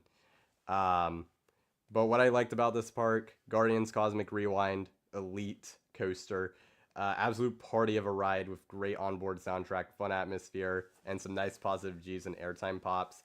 welcome to the chat, Jackson. Just saw you arrived. Um, Along with a long duration and cool pre-show. As far as the soundtracks I got, Iran ended up being the favorite of the three. I ended up doing on Cosmic Rewind. So for anyone who's wondering, um, and they also have a few other good to great attractions. Spaceship Earth was really cool to do that. Uh, Very historic attraction, mind blowing just how much there is in there, considering like you can see the whole structure from the outside, um, and the different sets and going through the history uh, of communication is really cool. I haven't done Soarin' at the park, but I've done it at DCA, so we'll apply that here. American Adventure was actually a cool show, had some neat animatronics. And then Mission Space was a surprise, pretty intense. I did the orange side there. I was disappointed with Remy's Ratatouille Adventure, but like it's still like a good attraction, so we'll note it there. Really cool vibes and atmosphere. I think that's really one of the biggest things, and that applies to the World Showcase. That has a lot of cool architecture, and I definitely need to experience that more. But that is definitely a big part as to why this park ranks so highly. But I also like the vibes near Spaceship Earth and World Showcase and World Nature as well. Um, and then the food here, I ended up having a steakhouse blended burger at the Food and Wine Festival. That was really quite good, even though it was very small. Uh, that had like beef and mushrooms and and like some truffle and some and a few different types of cheeses. So that was really sick. And again, the operations are going to be mentioned here. Um, what I didn't like, again, like just the attraction ride lineup, could be stronger, but I also missed some major attractions, so my mind might change, and that'll lead us into have yet to experience. Did not do Test Track, that was being refurbed. Frozen Ever After, same thing. So those two I've heard great things about. Journey of Water, the walkthrough attraction, I did not do, which that also looks pretty neat. Their version of Soarin', but I can apply hours over there, so we'll mention that. And then again, more so just further exploration of World Showcase as well, I think would elevate Epcot even higher than it currently is, along with experiencing two of their more notable attractions that I ended up missing, either due to time or just refurbishment. And then the last park we'll get to before we get to the um, Guess the Coaster is going to be Port Aventura. Um, and actually, one comment came in here for Epcot. I'm pretty sure you rode Body Wars, which was weird. That is funny. That is cool though. Good. That is a cool flex though. But Port Aventura. So this park, from that list I did in 2023, this is one of those ones I reevaluated and determined I think I need to lower it a decent bit. Not because like it is still an excellent park. I love a lot of aspects of it. Especially, I mean, the presentation, the themed areas, the atmosphere is fantastic. And I'll go into the good stuff first. I'll go with the rides, but the quality ride lineup, the top two, I would say like Furious Baco, I really enjoy it. I think it's a ride that gets a lot of flack, but that I really liked. Insane Launch has a crazy sense of speed, weird, wacky storyline. And Shambhala, I'm actually a little lower on it compared to other people, but it still has like a ton of great airtime and is an overall great hypercoaster. It gives great views as well of the surrounding area of the water nearby. And there's also some other nice rides: Sesame Street, Street Mission, underrated Shooting Dark ride. Dragon Con as well is a solid B&M looper. And then you got some other solid coasters: Stampede, Tomahawk. But the themed areas and the presentation is really what stood out to me. The landscaping is incredible. All the different themed areas themed to different areas of the world. They have the plants to match, which I thought was really cool, along with the architecture. It's just a very beautiful park overall.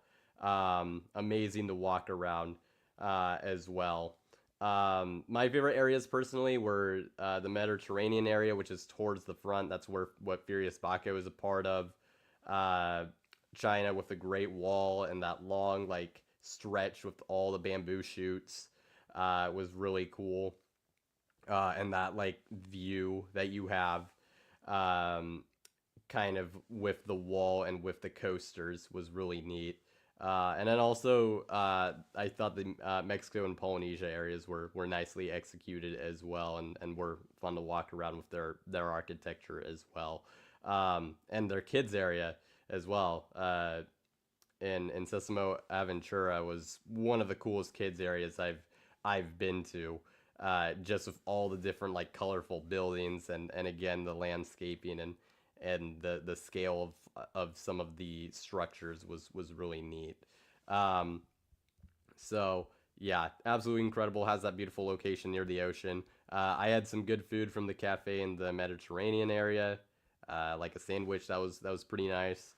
Um, Along with some nice desserts there as well. I also stayed on site at the Colorado Creek Resort, or hotel, I should say, and was able to walk around a few of those. I put that in an asterisk because that is not something you pay for when you go to the park. But those were really well themed and nice, so figured it was worth a shout out. Um, but didn't like slash areas of improvement. So lack of an elite ride, in my opinion. But I'm kind of on a island, or like that's a bit of a hot take there because I'm lower on Shambhala. But I think for because it's a top European park slash destination, I think they could use a potentially even better standout than what they currently have. And then there are slow dispatches. I mean, I visited with an express pass. This park is known for having slower dispatches. I will say on my visit for Port Aventura specifically, granted, again, I had a fast pass, but as far as dispatches go, it didn't seem like it was like as horrific as I had heard, but it still was pretty slow. At Ferrari Land, though, the other park, they were absolutely horrid. So we'll mention that. Um, and then have yet to experience Uncharted. I did not check out. That opened a year after I went, or actually a few months actually after I went. Templo del Fuego is a uh, highly regarded, I believe, like kind of like walkthrough slash show attraction. I actually don't really know much about it, but I was not able to experience that when I was there, and it's something that I've heard really good things about. And then Huracan Condor is actually their drop tower. I didn't realize it had like the stand up seating and whatnot. I would have definitely made a lot more of an effort to go and ride it had I realized how unique and how excellent of a drop tower that is. So um, that is pretty much everything when it comes to Port Aventura. Just going through the comments. Um, so let's see. You've heard about Port Aventura. The ops can be hit or miss. Also, not getting to choose your row is not amazing. Um, yeah. Well, the fast pass does actually also help with that. Actually, at least for part of it. Although it didn't. I was not able to get the row I want on Red Force, but it did work. On the, well, granted at Ferrari Land, but it did work at Port Aventura. The only thing is, yeah, like if you're going just regular standby, you're not gonna get a front row ride on anything most likely, um, because I think there's the express system is kind of weird because I think there's like, I have to remember exactly how it's done, but like there's like some that like they give you like a front row access or something, so it's kind of weird in that way, but that is pretty tough. Um, but yeah, no, their drop tower, I didn't realize how crazy it was until after I went. So, um, yeah, does Express? So I actually was planning to not get it at Ferrari Land, but we got the one that was like a one per ride basically at Ferrari Land just because it became pretty clear it was going to be necessary. Um, and you have to get it like per park. Um, and like we did it. It doesn't. We still were assigned a seat, so that's how I ended up getting a middle row on it. In reality, had I not wanted to, had I been willing to risk Red Force, the best thing would have probably been to have gone later in the day, closer to when Ferrari Land's closing, because I've heard the park relatively, like the crowds kind of thin out towards the end of the day usually. So that probably, if I go back, I'd probably just handle it that way. Um, So, yeah, that's pretty much it for Port Aventura. And then we'll move on to our Guess the Coaster game. So I mentioned this earlier. We will do 8 rounds. Um, so rules and explanation. I think most of you in here are already kind of up to date, but I'll come up with a roller coaster using RCDB that you'll try to guess. You'll try to ask yes or no questions to get clues as to what the coaster is, and you have unlimited attempts to try to guess the coaster. First one who gets it will be able to get a point. So, all that being said, let's take that out of the picture. And actually, I will do that. Let me get the banner for Guess the Coaster. I am still getting my first coaster, so hold on a second before you start guessing. I mean, you can, I guess. Let's see. It's taking a little bit, actually. Getting a lot of just wacky worms and stuff. That's not really what I'm looking for. Now RCTV is being a bit slow. Okay, well, got my first coaster. Guess away. Already got some questions here in the chat. It is in the U.S. It is not Bisbee's Spiral Airship. And this coaster, to my knowledge, is not blue. So I will say probably not. Let's see. It is not in Europe. So yeah, we have a U.S. coaster. Mid-Atlantic. Wow. Having me pull up the map for that one. It is not in the Mid-Atlantic. No. That's a new one. I like it though. It is east of the Mississippi. Yes. So this coaster is east of the Mississippi. So therefore, it's on the West Coast. Is it a family coaster? I think you can consider it as one. I think it would be fair to. I think it'd be fair that you can throw it in as a family coaster. I'd lean like probably Family Thrill. Let's go with that. It is listed on RCDB as a thrill coaster for whatever that's worth, but not extreme. So we'll do that. It does not invert. It is south of Kentucky, and it is at a chain park. It is not Verbolten. It is an Intamin coaster, or at least in some regards. It is not Revenge of the Mummy. It does not have inversions. It is at a chain park, as mentioned. It is in Florida. It is not Fire Chaser Express. So far we have Intamin Coaster at a chain park in Florida. That is Family Thrill, we'll just say. Not Georgia Gold Rusher. Not Top Thrill 2. And Civilian Satellite got it. It is Escape from Gringotts is the correct answer. Funnily enough, because it was literally Gringotts was the picture earlier. But Civilian Satellite is going to be on the board first. Also, welcome to the chat, 808 Coaster Life.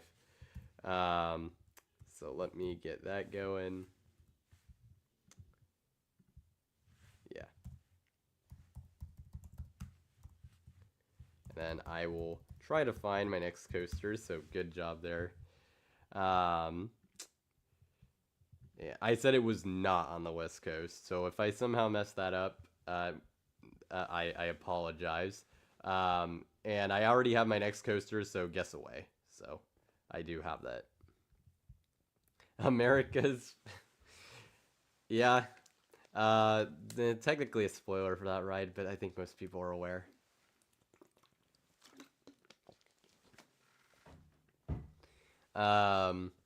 Let's see. This coaster is not in the US. Is it green? Kinda.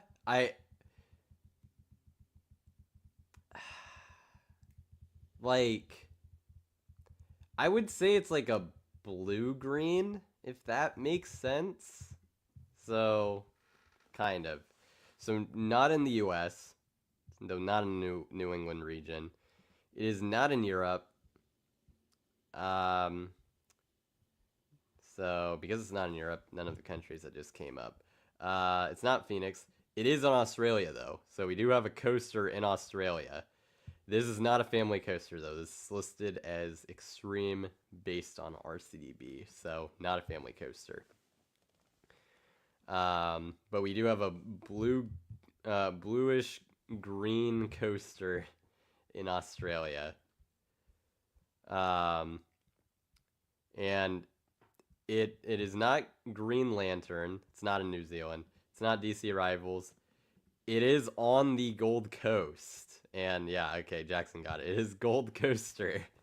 All right, there you go. So Jackson is on the board with a point. We still have 6 more rounds left.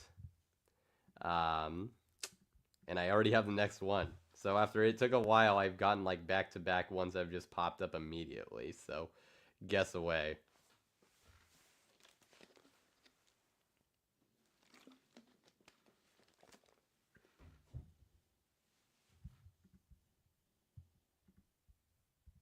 This is in the US, so we are back in the US for this. This coaster is not red, and it's not from B&M, and it's not from Intamin. So far we have a US coaster that is not red and not a B&M or Intamin. So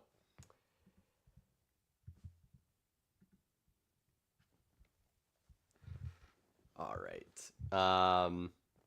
Is it Wicked Twister? No, it is not. Love the random guess, though. Is there an animal in the name? No, there is not, actually. This coaster is west of the Mississippi River, so it is not east of the Mississippi. It is not a family coaster. This is an extreme coaster. It is at a Six Flags park. So we have a U.S. Six Flags coaster. It is not a Vekoma.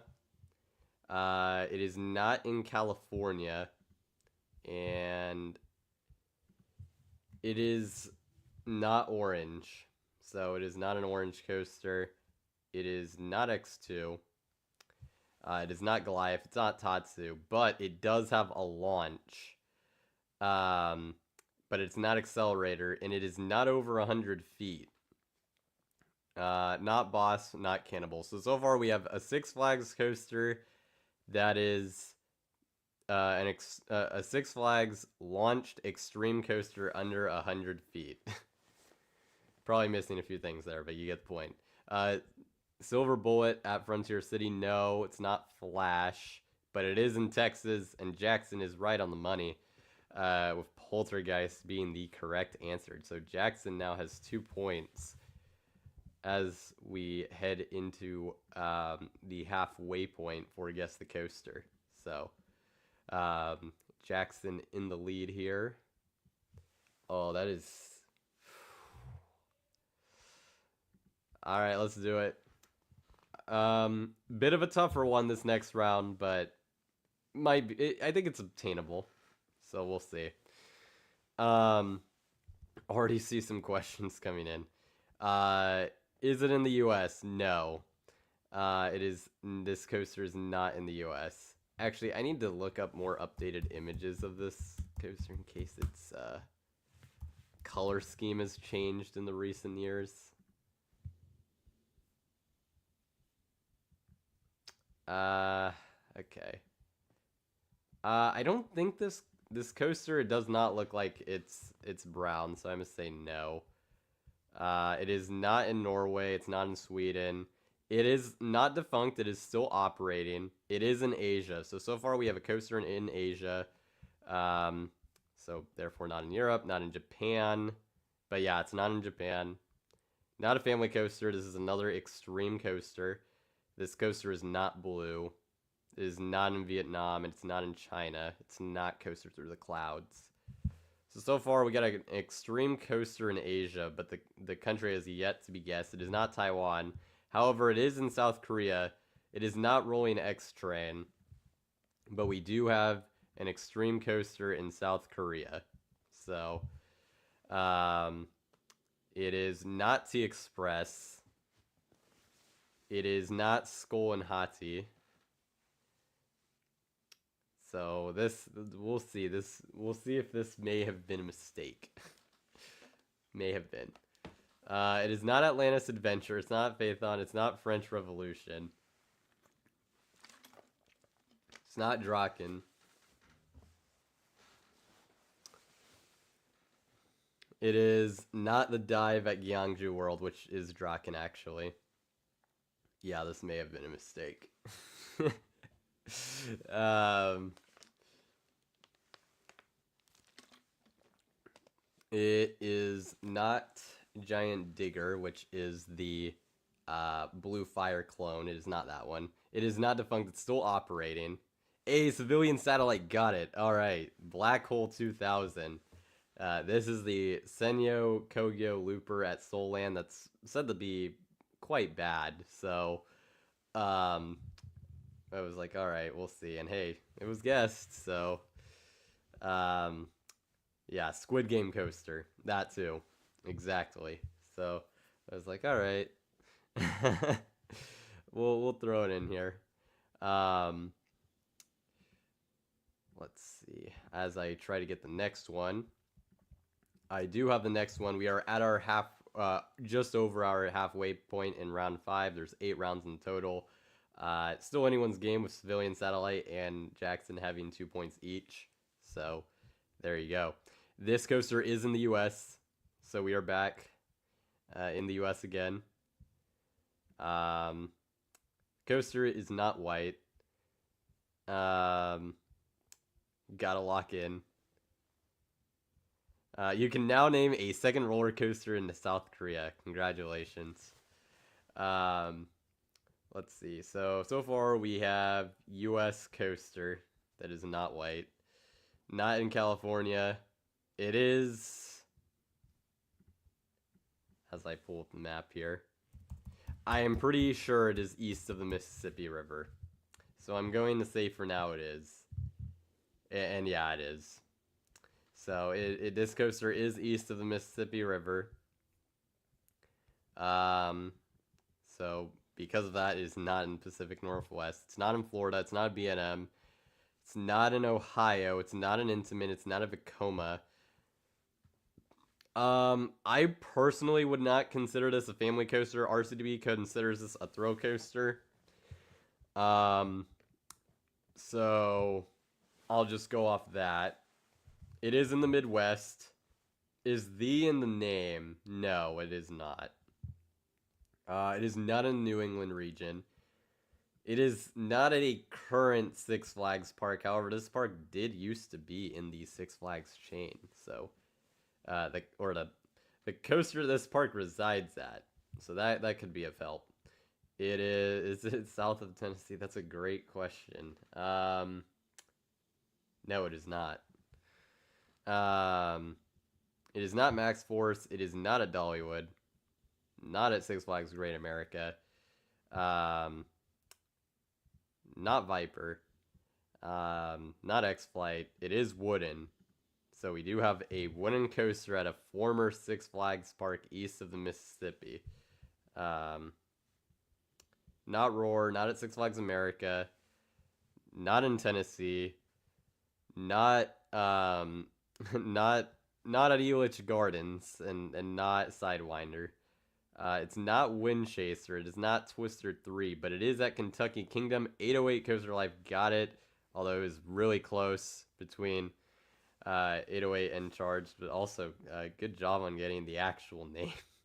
In Woodland Run, I would have still given it had Charged popped up for me first, but 808 is on the board as we head into round 6. So theoretically, someone could still go on a three round run and win. So still technically anyone's game, but at this point, it's going to be pretty tricky to mount a comeback here. I do have my next coaster, by the way, so guess away. It is in the U.S. So we do have a U.S. coaster. Really narrows it down, doesn't it? You wouldn't have put Thunder Run if Coaster Heaven didn't remind they changed the names. Yeah, there you go. Good shout out there. Ooh, have I ridden it? No, I have not ridden this coaster. Good question considering the last one. This coaster is not purple. It is not in California, not in Idaho, but it is west of the Mississippi. So it is west of the Mississippi River. It is at a Six Flags park. It is not a B&M, but it is south of Kentucky. So we're talking about a Six Flags coaster south of Kentucky, west of the Mississippi. This coaster does not have a splashdown. It is over 100 feet tall. It's not in California. However, it is in Texas, so that could be helpful. Not Cannibal. Not not in California. So it is. So far, we have a coaster in Texas that is over 100 feet. Not Goliath. Not Twisted Cyclone. You'd type Storm Chaser first. Not Boss. I would have given either way. I mean, honestly, I'm not like that strict on it. If Thunder Run came up first, not Mr. Freeze, not Titan, not Accelerator, not New Texas Giant, not Iron Rattler, not Mr. Freeze, not Titan. Michael is on the board with Wonder Woman Golden Lasso Coaster. So Michael will get a point. And that'll take us into the final two rounds. Everyone can still participate, but at this point, Civilian Satellite, Jackson, 808 Coaster Life, and Michael are the only ones who can win as we head into the final two rounds. But again, everyone can still participate. I do have my next coaster, so guess away.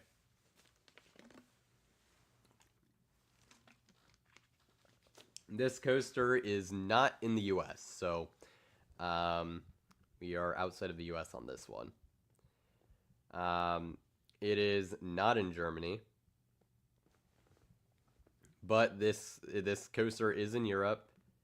It's not in Sweden. Let's see.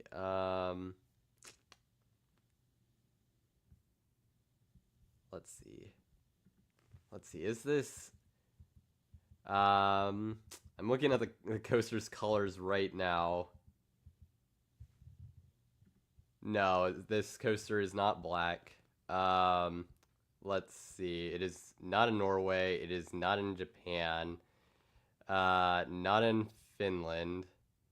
Not in the UK. Not Scandinavia. Not France. Not Speed Monster. This is at a chain park. So there is that. So European coaster at a chain park. Not in Spain. Not in Intamin. It is in Belgium. So we do have a coaster at a chain park in Belgium. So not in the UK. Not Fury at Bobby on Land, actually. This was built after 2000. So there is that. It is not. It's not at Gardaland. Not Conda. It is not at Wallaby, Belgium. It is not Ride to Happiness. It's not Vampire. It's not Turbine. It's not Speed of Sound. It's not Megalodon. I said it was not at Wallaby, Belgium, right? Oh, Jackson got it. What a snipe. It is Anubis, and actually Civilian Satellite was very close. Anubis at what is now Plopsaland, Belgium, is the correct answer. So Jackson is on the board with 3 points, or not on the board. Now it takes the lead with 3 points as we head into the final round. Civilian Satellite, if you do get this, you will win. So that's the rules we play by here. And I do have the last coaster, but I mean, again, everyone can still participate. But Jackson is in the lead with that. But again, I do have my next coaster, and we will go from there. This coaster is not in the U.S. It is not in Asia, nor is it built by an Asian manufacturer. It is not in Norway, but it is in Europe. So we have another coaster in Europe. Not in Germany. Orange track. Let me check. I'm gonna say no because none of the pictures. I'm gonna say probably no. On the orange track. It is not Storm the Dragon Legend. It's not in Sweden. Not in Finland. It is at a chain park. RCB lists this as a thrill, but I would say family or family thrill, so I'd say yes to the family coaster question. Italy, no, not Wildfire, not in the UK, not Spain, not Fury, but it is in France, so we do have a family or family thrill coaster at a chain park in France. So that's where we're at this point.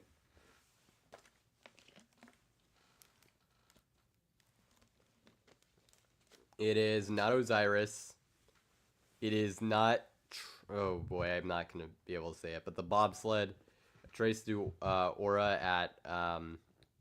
It is not that. That's the bobsled. But good guess. Not Goodrix. Is that the weird I think that's a weird Zero coaster, the one that Civilian Satellite guessed. It's not that one. I probably would not have done that, to be honest. It is not Pegasus. It is not Tutatis. It is not Tonnerre do Zeus. It's not Pegasus Express.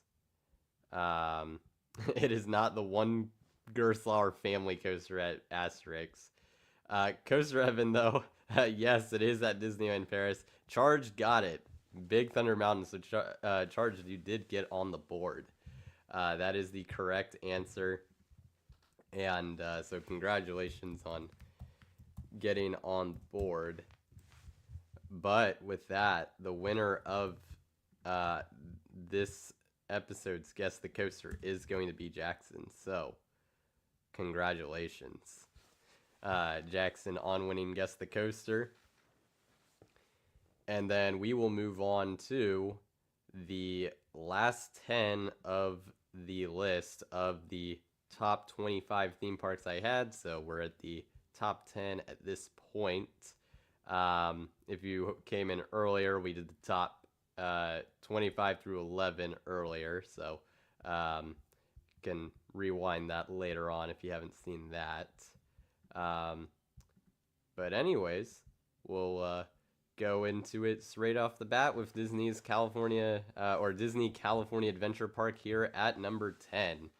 So pretty much for this park, this is one that, kind of thinking about it more, I did move it up. There's just some really high quality attractions here. 3 of them that I have is like as elite for their respective category. Radiator Springs Racers, brilliant dark ride and racing attraction that like brings Radiator Springs to life, and the Cars characters. It's someone who loved Cars, a dream come true attraction. The race is also exciting at the end with a nice sense of speed. The scenery is amazing. Mission Breakout is my all-time favorite drop tower. Has an excellent queue and pre-show that I just absolutely love. Along with the best drop cycle of any drop tower I've experienced. The true I timed it out based on the POVs. It's like about 90 seconds. Absolutely insane. Also love the soundtrack. Free Ride is my favorite song that I've gotten so far. And Cycle for that matter, because the songs have different cycles as well. And Grizzly River Run. My favorite, especially because Splash Mountain is no longer, although, well, in a way. My favorite water ride I've done, and the best rapids ride I've done, has some great scenery, immersive theming, and 2 drops, including the unhinged final drop, where it's spinning. That is just absolutely incredible. So got to shout out that one. But some other things I like about California Adventure: solid number of quality rides outside of those top 3. Incredicoaster, Midway Mania, Soarin' are all great. I also enjoy, even though Web Slingers gets a ton of flack, and like for now, like you would wish that the Avengers Campus, even though Mission Breakout is technically a part of it, but it almost feels a little like outside of it. Would be better, but they'll get that signature attraction in a few years. And then Ariel's Undersea Adventure is also nice. The Cars land and Cars area, amazing recreations of Radiator Springs.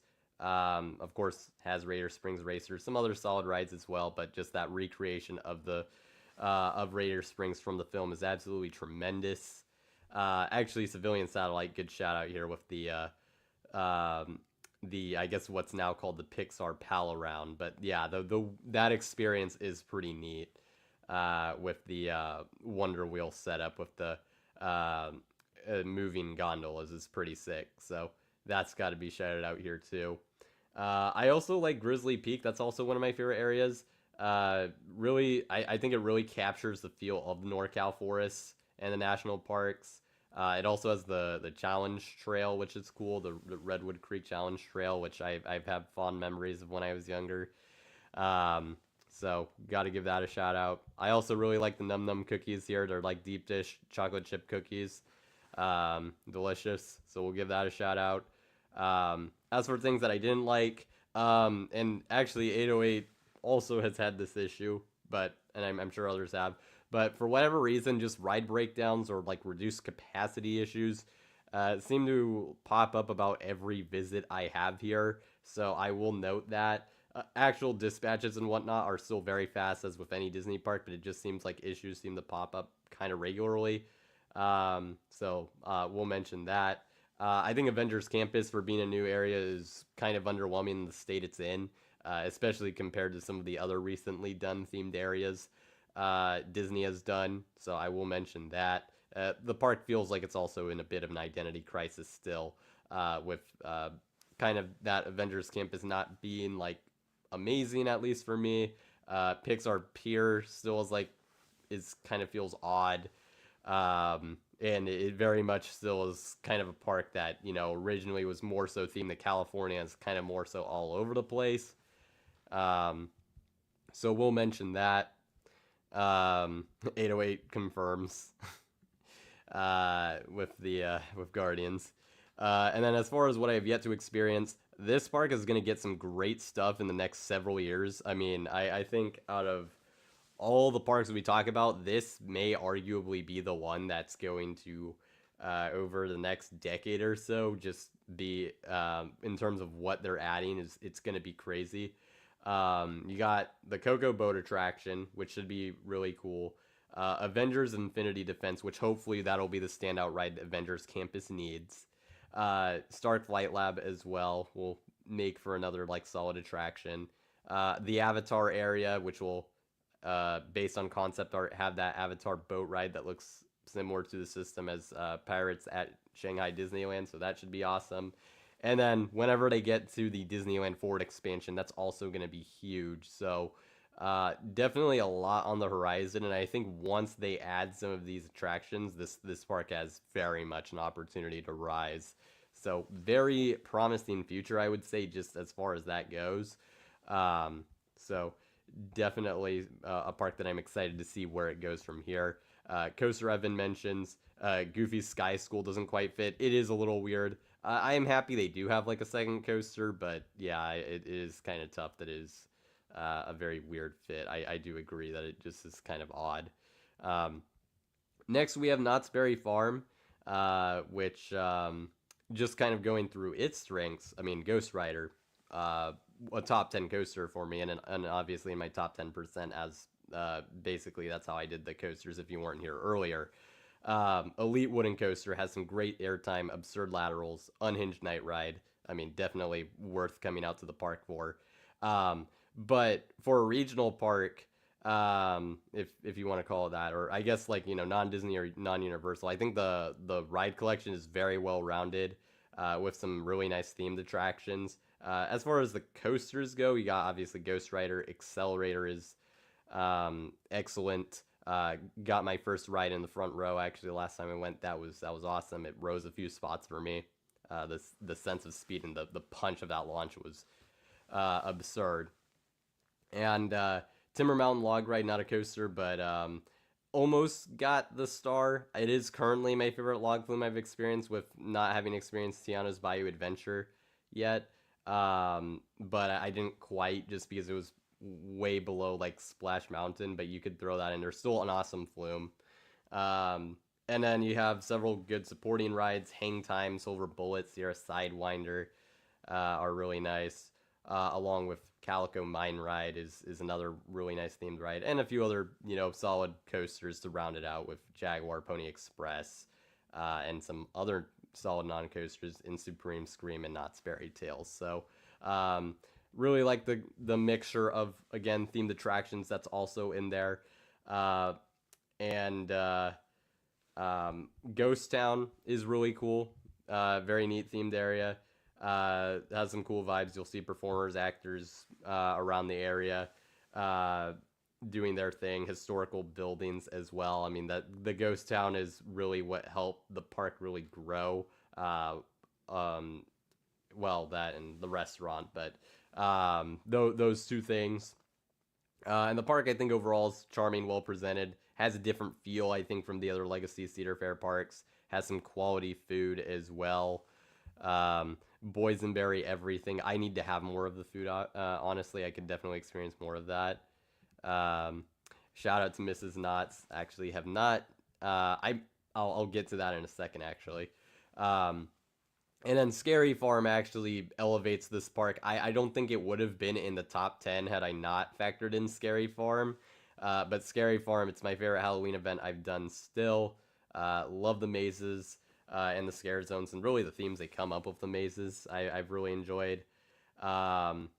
Great opportunity for night rides as well. Some of the best Ghost Rider rides I've ever had are during this event. Granted, I've had to get Fright Lane for Scary Farm, so we'll have to mention that. And then the scare actors are really good, so that's worth a shout out. Didn't like / could improve. This is the park. It's well known. The dispatches. The Ghost Rider's the probably biggest offender of this, or one of them. Not exactly the most efficient or the quickest, which, considering how much like attendance this park gets, is pretty brutal. So I mean, the park is going to get crazy attendance, and there's going to be long waits no matter what. But would love to see at least some improvement there. And actually, a way to help with that would be to get some more higher capacity attractions. This park so desperately needs, like, even if it's not a giga, like a B&M Hyper, if they could somehow figure out a way to add that would be massive for this park. I really hope they can find a way to implement a high capacity coaster into the park, because it desperately needs it, and they need more high capacity attractions. Because even if the operations were like really efficient, they would struggle as is right now. So and then Coast Rider is another one of those rides that's just so bad that like it deserves its own spot. Rip it out, and we can remove it basically from there. But that probably is a long shot to happen anytime soon. As far as what I have yet to experience, Montezuma the Forbidden Fortress. We'll see whenever that comes around. I have done the Rapids attraction, but not since it got its overhaul, so I also need to do that in Calico River Rapids. And then Knott's Chicken Dinner Restaurant. I actually believe I ate something from there, I think, in 2013, but it was not the fried chicken. So I need to like actually have what they're known for. Even though that's technically not within, like, that's outside of the park and you can experience it without, paid admission. It's still a big draw for the park and something that should be mentioned. So I figured I would mention that, yeah, I just have not had it recently, and I haven't had what they're known for. And especially going to the chat, because like Civilian Satellite purposely starved himself in preparation for the chicken dinner, and he still couldn't finish it, like, exactly. And then you had to go back to the hotel and take a nap after Mrs. Knott's. Like, yeah, exactly. Like, people, that restaurant gets a lot of hype. So, gotta give it a fair shake at some point, for sure. It would probably be a situation where it would be go to the park and then eat it afterwards. um, but yeah, you're usually fine with restraints that most enthusiasts complain about, but Coast Rider is an abomination. I mean, it truly is. The shin guards on it are just horrid. So it is so bad. Um, and then Jace also has yet to do the River Rapids or the restaurant. So there you go. Next, we have Six Flags Magic Mountain, which mostly is here for the coaster lineup, if not almost entirely, to be honest.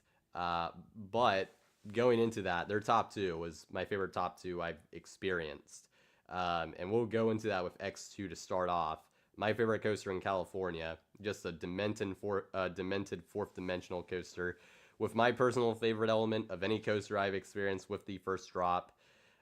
Just absolutely insane, and then several unhinged flips and moments. I also love the onboard soundtrack, mostly during the lift hill when it's working. Obviously, it's been removed in recent times, so that's, I guess, less of a note nowadays. But hopefully they can get back at some point. I would love to see it. Fire when working also is cool. And then you have Twisted Colossus, which is both these coasters are in my top 10 overall. Incredible RMC coaster. It has two distinct sides that are filled with elite airtime. The green side has the amazing Top Gun stall, but I think is a little weaker as far as the airtime moments. Whereas I don't think the roll on the blue side is as good as the stall, but I think the airtime's better. So they're distinct in that way. And then if you can get a dueling ride, which is I I've heard mixed things, like as far as if that's been I've heard of people getting some of that more recently, but it's still, it's not, you can't rely upon it. But obviously the dueling aspect is incredible when it happens, but it's still an awesome coaster without it. So we'll mention that. And then this park, I mean, the coaster lineup is so deep. I mean, I'm not even gonna like go through all the names, because I think like you already know, but like we're talking, like we have two other borderline elite coasters. I'll mention Tatsu and Wonder Woman and Golden Lasso, because they didn't quite get that star, but they were close. And then after that you're like 11 deep or something like that, as far as like just real quality coasters, and even like some other solid ones beyond that. Lex Luthor Drop of Doom is also an excellent drop tower when it's operational. Um, and as having this park as technically my home park, like having visited more than any other park I've been to, I think it does have a decent bit of revisitability. I mean, the ride collection is so large that I often find, I mean, I've never ridden all the coasters in a single day. Um, and it's just because of that also, like there's just so much to experience, and rides can vary a decent bit from visit to visit, I feel like, both good and bad sometimes. But because my opinions have changed, I would say solidly over the years as far as some of the coasters go. Probably more like kind of in the middle to like lower portion of it, but still it's worth noting. So just because that ride collection is so large, it's like can never get bored of visiting. And then the mountain setting. Some people might put this as a negative, because I mean it is the walking is strenuous, but um, the park has a lot of cool terrain usage. Some of the rides really utilize that. Tatsu, New Revolution, Ninja, Gold Rusher really utilize that well. And there's some coasters with some truly terrific views, some of which also because of the setting and surrounding area. So I think that is a really cool aspect of Magic Mountain. So um, those are what I liked. I'll get to the comments in a second. As far as what I don't like, a lot of people have harped on this, but ride availability. It seems like almost always a major coaster or attraction is down. Just seemingly for like whenever I visit and most people visit. Ride breakdowns have also been an issue when I've been at the park. I mean, there are so many rides, so it just kind of comes with the territory. But yeah, that is tough. Inconsistent operations and dispatches. just ride to ride, day to day. They can just be they can vary a lot. I'd say the ones though that are pretty consistent, Tatsu. I mean, it's a B&M flyer, so the dispatches are pretty rough there. And Twisted Colossus, again, the reliability of dueling is also kind of part of this. Um, the parking lot walk, as I've called it, the parking lot is just very far away from the entrance, so um, that's not great, especially with this park being as mountainous as it is too. And there's some areas that I think are eyesores. I think Samurai Summit is in a really rough spot currently. And then you have Superman and Sky Tower that are just lawn ornaments currently. And then there's a lack of shade and rain cover, I think, overall. I've been on some days where it's really hot or where it's been rainy, and it's tough. It really is. There's not really another way to say it. So, um, those are some areas of weakness. Have yet to experience. Really, it's just the thrill glider that's gonna be. Well, it was a question mark when I created this. It's 2027 now, so just put that there. But yeah, that's going to pretty much wrap it up for the Magic Mountain thoughts there. As for the comments, Magic Mountain's coaster collection is rivaled by only a few other parks. I mean, I only one other park that I've experienced really. It is truly that insane. You really, Civilian Satellite really enjoy this park. Just need to find the courage to run their coasters in a light sprinkle. Yeah. Um, except next year it is possible to ride all Magic Mountain's coasters. Yep, that is true with the extinction of Magic Flyer coming up here, so that is very much true. Next, we'll move on to number 7, the other coaster mecca, Cedar Point, which was lowered just a little bit upon like kind of going through this exercise. Still excellent. I've only visited with Fastlane Plus, so we'll note that. But what I like, I mean, the top 2 here is amazing. Steel Vengeance, top 3 coaster for me. Monster RMC coaster, that's an airtime buffet from start to finish, so needs no introduction there. Maverick, just an absolutely insane launch coaster with an unhinged first drop, an incredible second launch, wild snaps, and multiple ejector pops. That's also a top 15 coaster for me. And that top 2 is one of the best I've experienced. And as of in its current state, as of what I've experienced, I actually think I would probably take Magic Mountain's collection over Cedar Point's, but when I go back to Cedar Point, I think the collection will be better, if that makes sense. So top 2 coaster collection I've experienced. Again, like the elite coasters we went over, Millennium Force is borderline. Raptor is also excellent, and you can go down the list there again. Kind of same thing with Magic Mountain. I'll spare the time from doing that. Setting on Lake Erie is also great. The skyline is, one of the most iconic. Like as you're heading to the park, it's truly incredible. Seeing the peninsula from the distance and getting closer to the park. And then it's cool, like the park, you have that beachside feel and atmosphere. Just with the water surrounding the entire park, so I think that's really cool. And the front entrance here is spectacular with Gatekeeper going over it. It really sets up a lot of excitement for, at least for me personally, my first visit when I went. As for what I didn't like, dispatches were inconsistent. I'd say actually they were mostly, when I went in 2019, mostly good.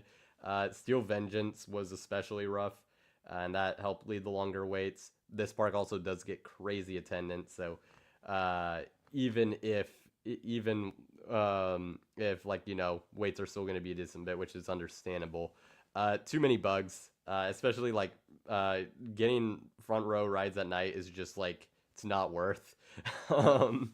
Unfortunately. I mean, there's just a lot of bugs. I don't think there's really anything they can do about it, but that is tough to deal with. Was not prepared for that. Fastlane Plus, if you're going for a short time, it's almost a must from far away. And I'd say this is about up there with some of the most high stress parks I have visited. Because I was only going there for a day, so definitely in the future I'll go multiple days. That'll kind of fix that. They did lose Top Thrill Dragster. I have not experienced Top Thrill 2, so I am counting that as a loss there. But have yet to experience. Top Thrill 2 is absolutely something I want to check out. We'll be very curious to see how it compares to the original Dragster. So that is obviously up there as have yet to experience. Siren's Curse as well. Also heard excellent things about that. Cedar Downs Racing Derby. I wanted to ride it when I was there. I just didn't have the time. Very unique attraction there and very historical. And then there's supporting coasters. I rode most of the credits there when I went. I'm just missing, as far as like non-kiddie coasters, the Blue Side of Gemini and Wild Mouse, which was added in 2023. So there's a few of those there. But yeah, definitely a park I want to go back to, and one that is still absolutely excellent from the experience I had, and definitely was worth the even though for me personally it's not number one, the coaster collection, and it was absolutely worth the hype. So you can't go to Cedar Point without Fast Lane. Park is super crowded every day. Yeah, that's a fair point. Um, that is a fair point. So mouth closed if you want a front row night. I mean, yeah, you have to, because it's, even if it's just, it's not worth it. It's just I don't know. It's just not worth. And yeah, Siren's Curse. Happy that you were able to enjoy it, and that it is incredible. Uh, Coaster Evans. So good to hear that. And then we'll move on to our number 6 park, which is going to be Dollywood. So, what I liked about it, they do have an elite coaster. At least when I rode, it had to launch at the point of, but Lightning Rod was an incredible, or still is, terrain-based RMC with crazy off-axis airtime, just absolutely relentless pacing. It's some of the best I've ever experienced. The quad down finale is absolutely elite. Also provided an incredible night ride, just one of the best.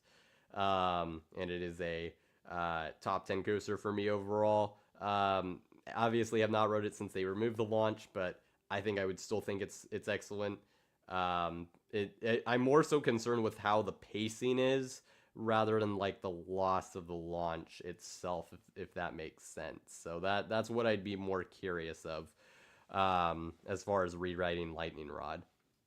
But outside of that, and I have things in the wrong order here because usually I wanted to make the attraction stuff first and then go into the other stuff afterwards. So I'll bounce around to the coaster collection.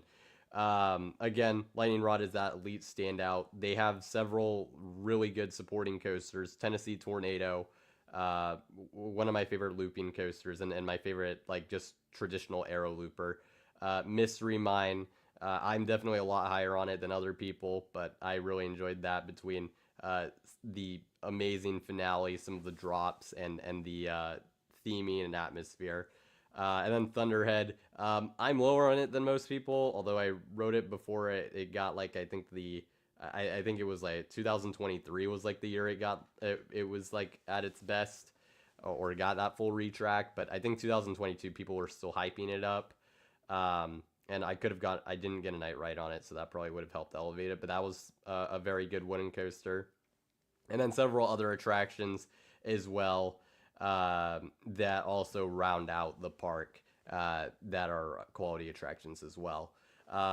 This park is also very charming, great looking park. Has that infectious kind of Smoky Mountain southern theming and atmosphere that really separates it from any other park I've been to. Heavily forested as well, which also makes it, like, I mean, very well shaded for the most part. I know that Wildwood Grove's kind of an exception right now. I have done the train as well. Did not put it on the list, but that is the train is worth doing. I have done that, so good shout out there. But love the forest aspect of it, though it does make navigating the park kind of interesting because a lot of times you're not able to see the attractions you're headed to. So, but I'll take it for the atmosphere it provides. Hospitality is excellent. I mean, extremely friendly staff. That extended to the resort that we were at too, at Dreamore Resort, which I was able to experience.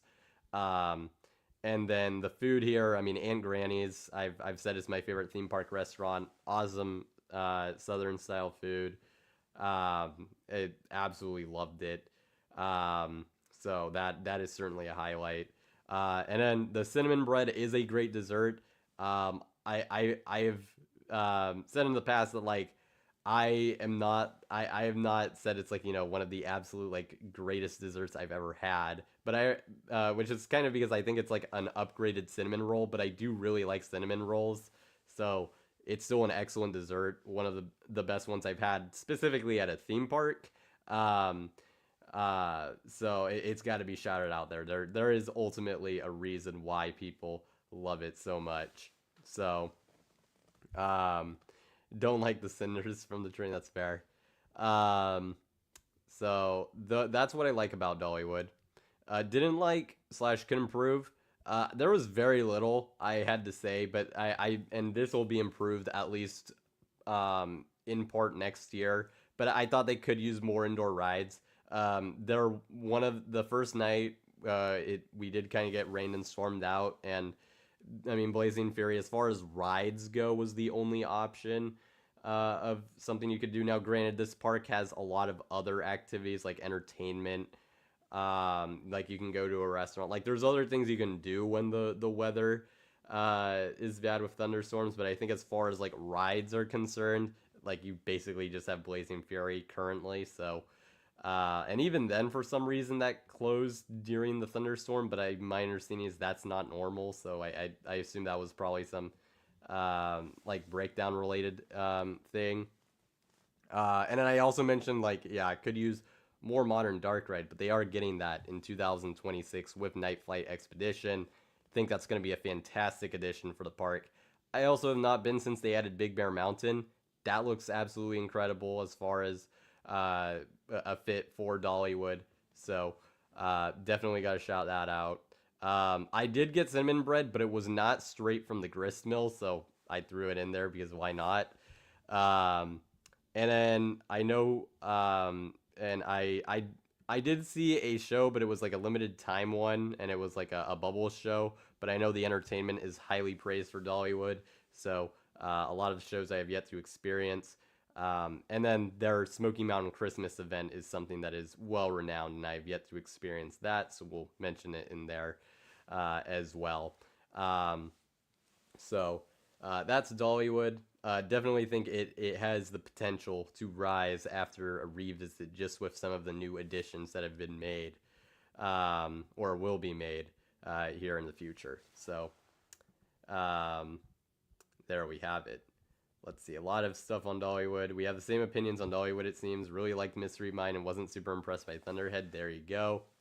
Also thought Lightning Rod was elite. Um, interesting. Interesting that both Charged and Civilian Satellite had cold or mean encounters with staff. That is fascinating. Wow. Um, yeah, that's very interesting. Because yeah, I mean, going in, I had heard they were really nice, but like when I was there, like you really felt that hospitality for the most part. But that is interesting. I mean, to be fair, it's like anywhere. There'll be people that are just you know either just maybe they're having a bad day and it's just kind of showing through. Which I mean, especially in customer service, like I can see being in the positions of having gone through that, I can see how that could happen, or maybe you just don't have the right sort of personalities in there. Stuff can happen, um, but that is interesting. But in my experience, they were like A plus, so um, we'll say that. But definitely that's one of those things that comes back to experience at the end of the day. So that for sure is understandable. Next, we'll move on to Hershey Park, which is here at 5. very interesting. This one I really kind of struggled with where to put it because I last went in 2017, a long time ago, but I really enjoyed my visit. Skyrush was the elite standout coaster for me. Just some of the most unhinged airtime on Earth with the first drop and the first two hills. Some crushing positives and crazy laterals at points. Will be interesting to ride it with the new restraints. I am curious. Um, and I thought the park had an excellent and deep coaster collection. Uh, I would say um, there's probably one other park that I would put, but it's in the running for like probably number four coaster collection I have experienced. But like once I revisit, it could be three. Um, but I mean, Storm Runner is like almost in that like top 10% could have been a star, but it just wasn't quite there. So that's like borderline elite. You have, of course, several other great coasters and quality attractions.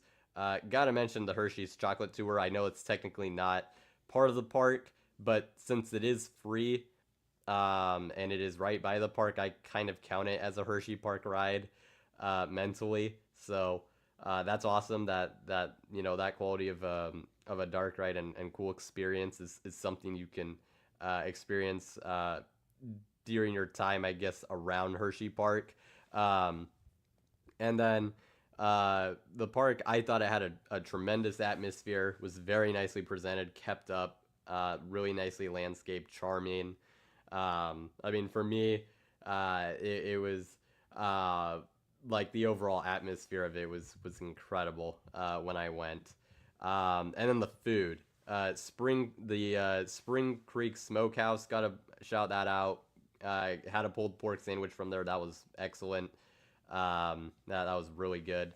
They had some good desserts as well. I had Bubbles at the time, which is no longer around. I still have yet to try the actual milkshakes that the park's so renowned for, but definitely has some nice desserts there as well. Um, and so that's the positives for Hershey Park. Some things I didn't like. Um, One train operations on Skyrush. Probably could have gotten more rides had that not been the case. Um, and I thought mostly though, otherwise like operations were pretty solid. The day I went though, weather was projected to be pretty bad, but it didn't really get bad till a decent bit later in the day. So pretty light crowds actually. The park layout is very bizarre. I think a lot of people um, have talked at length about this, but the water park, it's also kind of in between dry park rides. It's like kind of just smack dab middle and like in between a lot of the dry stuff, which is really weird.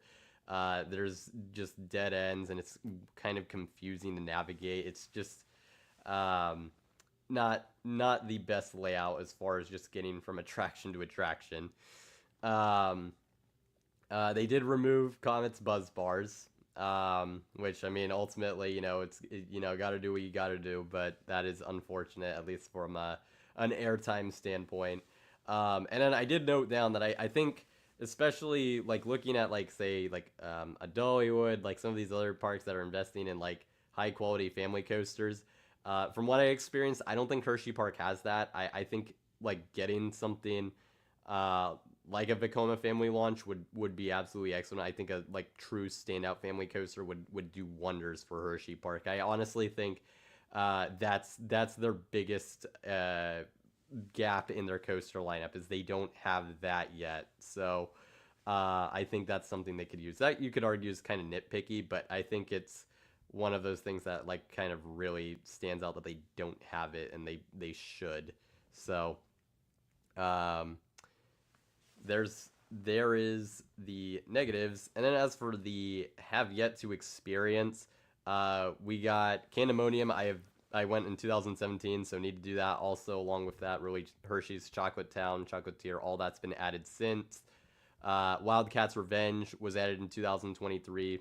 I mean that right there could be a star coaster, like be one of those ones that gets a star on it. So I mean I've heard absolutely excellent things about that coaster's airtime and just unique feel as an RMC coaster just compared to the rest. Skyrush's new restraints, that will be interesting to experience as well. Some of the supporting coasters I'm still missing. It's really Lightning Racer, one of the sides, the Thunder side, and Jolly Rancher Remix I'm missing.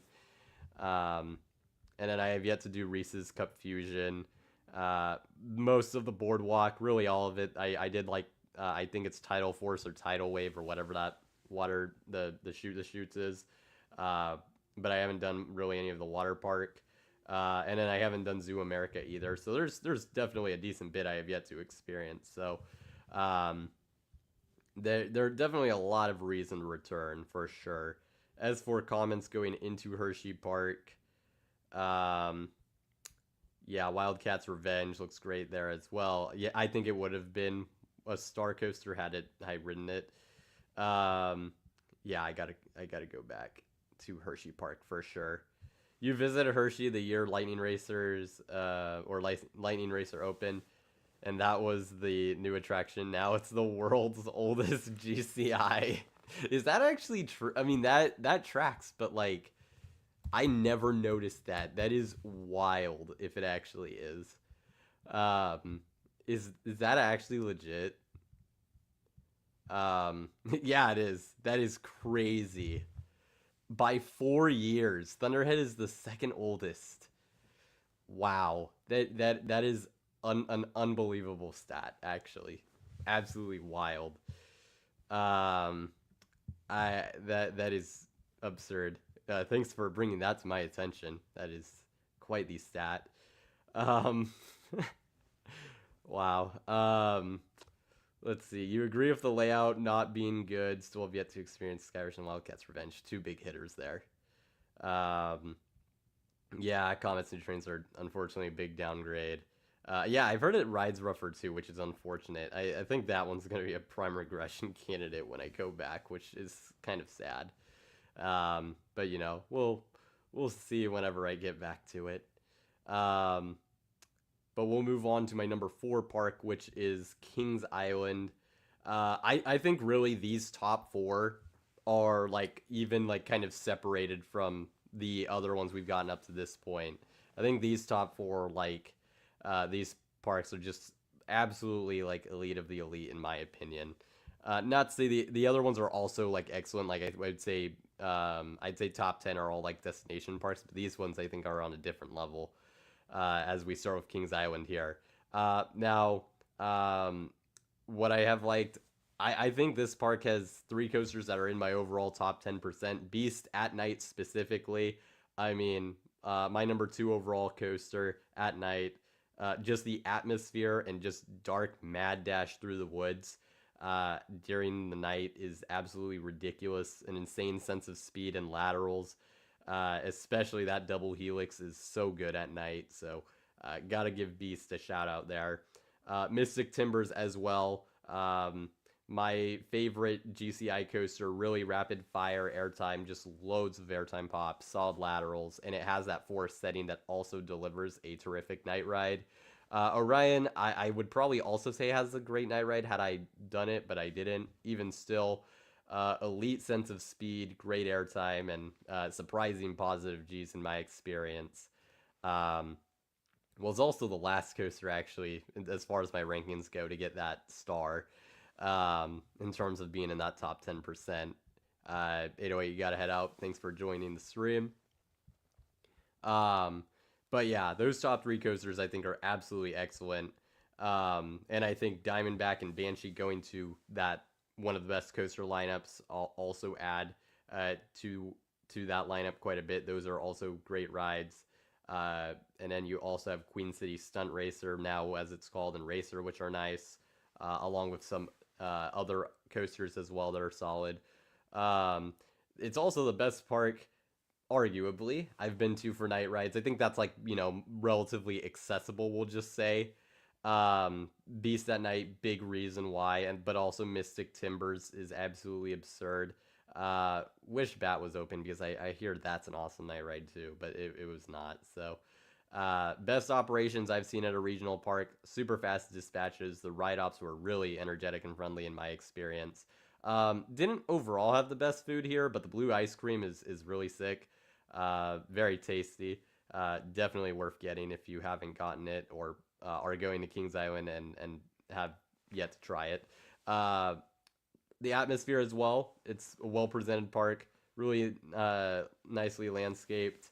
Love the way also like International Street looks. It's iconic. You have the Eiffel Tower, the fountains. That's like a strong like, kind of first impression of the park. Also, the fireworks show was, even though I didn't like have view it with like full attention, I did see a decent bit of it as I was waiting in line, and that was uh, incredible. One of the best I've seen. Also, that it also had the drones. I watched it at the 50th anniversary year, so that was really cool too. So a lot to like with Kings Island. I have very little to say bad about it, to be honest. I mean, the only thing is I had food because the food I had there personally, outside of the blue ice cream, was not very good. I forgot the name of the restaurant. I think the place actually may have closed. But I got tacos from a restaurant. It's not the one that it's not the from the new area that opened. It was prior to that, before like the I think Adventure Port is what it's called. They did that overhaul, but that was pretty poor. And then I had Panda Express here, which I just kind of figured, which I mean, in the Midwest, I found the quality not to be as good, and that also applied to Kings Island, unfortunately. So I probably made some bad choices. I think there's probably some. This would not necessarily even be a weakness had I made better choices, to be honest. Um, yeah, my Miami Brewhouse is like there are definitely options I could have picked that like again would have upon a revisit probably won't be an issue. Have yet to experience. Really, it's mostly supporting coasters, Snoopy Soapbox Racers, which opened in 2024. Bat and Invertigo, I did not experience. I don't know if I'll get to potentially either of those, depending on whenever I revisit Kings Island. I don't know if either of those are going to be around, so hopefully they are. Phantom Theater, I will say that I'm excited for that because Boo Blasters was in rough shape when I went. So I'm excited for that edition. Didn't do the Drop Tower, which I've heard good things about. And then I didn't do any of Soak City either. So a few things there as far as what I've yet to experience. Going to the comments here. Um, let's see. Kings Island is a nearly perfect park. You just wish they had a good coaster with tons of ejector airtime. That's fair. I think that and like a legit launch coaster would go a long way, if not knock both out with one stone, actually. Um, you hate lines and love some of the coasters at Kings Dominion, so that makes you feel like you could enjoy Kings Dominion more depending on the visit. That's fair. To be fair, I mean, the long lines at Kings Island, that's just demand. I mean, the operations are good. It's just, the demand's there for it. So, Diamondback was firing on all cylinders in October. It was crazy how close it was between that and Mystic for you as favorite in the park. That's awesome to hear. Love Kings Island. Feels like it's such a part of the feel like such a part of the community there. Only thing you don't like is how far it is from your house. That's always fair. I mean, likewise. um, uh, Kings Island is your number one park, and for good reason. Jay in the chat. Yeah, no, I can totally understand it. I mean, they're very understandable to have it as a number one. Orion at Night is great too. Kings Island is your favorite non-Disney, non-Universal park. Fair, definitely. Um, and I think, yeah, we got through, I think, most of them there. So next we'll move on to, speaking of Universal, Islands of Adventure. As we head into our top three here. Another park that has three elite rides for me. Velocicoaster being the best of the bunch. Top five coaster for me. Best blend of theming and thrills of any coaster I've ridden. Has that elite presentation. The queue with the Raptor animatronics. Nice setting in the first half with good elements. But then that second half with that launch is just absolutely unhinged. Some of the best elements on any coaster. Really with the top hat. The stall being insane, the Mosasaurus roll. There's just so many good elements in the second half. So that's absolutely incredible. Forbidden Journey, I went over that during Hollywood, but again, terrific dark ride. And then the Amazing Adventures of Spider-Man um, is also excellent. Really love its usage of like practical sets in between the scenes, illusions as well, and like just how well done the different effects and illusions are. Terrific audio as well. Definitely prefer it to Transformers, though both are great, but Spider-Man is the real deal. And then arguably the most well balanced ride lineup I've experienced, just because you got Velocicoaster as that elite coaster, Incredible Hulk also is great. Top 30 coaster for me. Hagrid's is like top 60 and one of the best family coasters I've done, even if I'm again kind of lower on it than others. Uh, and then standout dark rides, you have the ones I mentioned, but you also have some other good ones. At least Reign of Kong, I love the queue. The actual and the animatronic is awesome on Reign of Kong. And Cat in the Hat is definitely a guilty pleasure ride. And then water rides. I mean, you got Jurassic Park, which wasn't in the best shape when I wrote it, but still very high quality. Dudley Do Right's one of the better log flumes I've done, and Popeyes is an insane rapids ride. You'll get soaked. Some other solid rides as well. So with Doctor Doom's Fearfall, so and others. So gotta mention that.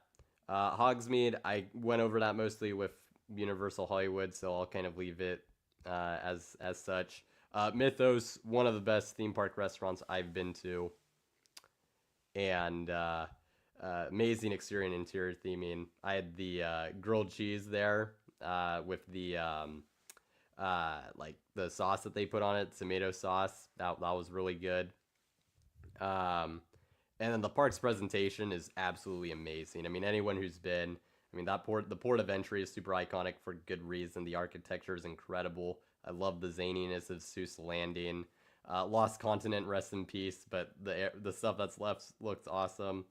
The lagoon in the middle is really nice, and it's just overall absolutely incredible looking. You got the fast operations too, so um, to boot. So just excels in a lot of aspects.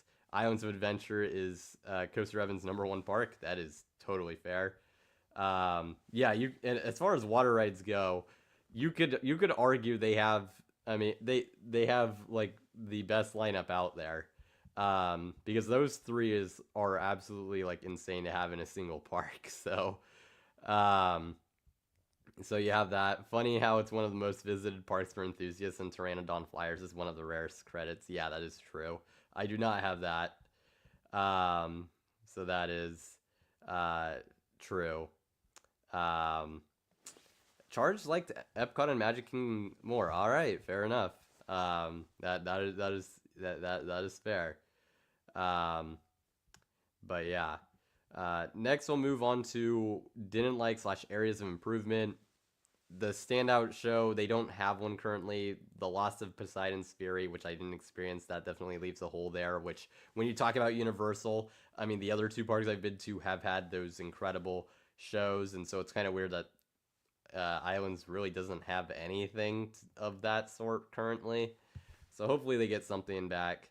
And they do have a smaller quantity of attractions overall. It's not like tiny, but like compared to some of the other parks on here, it's not the largest lineup. So those are like the only two things. I mean, pretty nitpicky to be honest as well. And then I have yet to experience the trolley, so that I will mention that. Next, we'll move on to Holiday World, which is my #2. And for reference, this park, when I did my ranking in 2023, was my #2 back then. I had not done Hollywood Nights.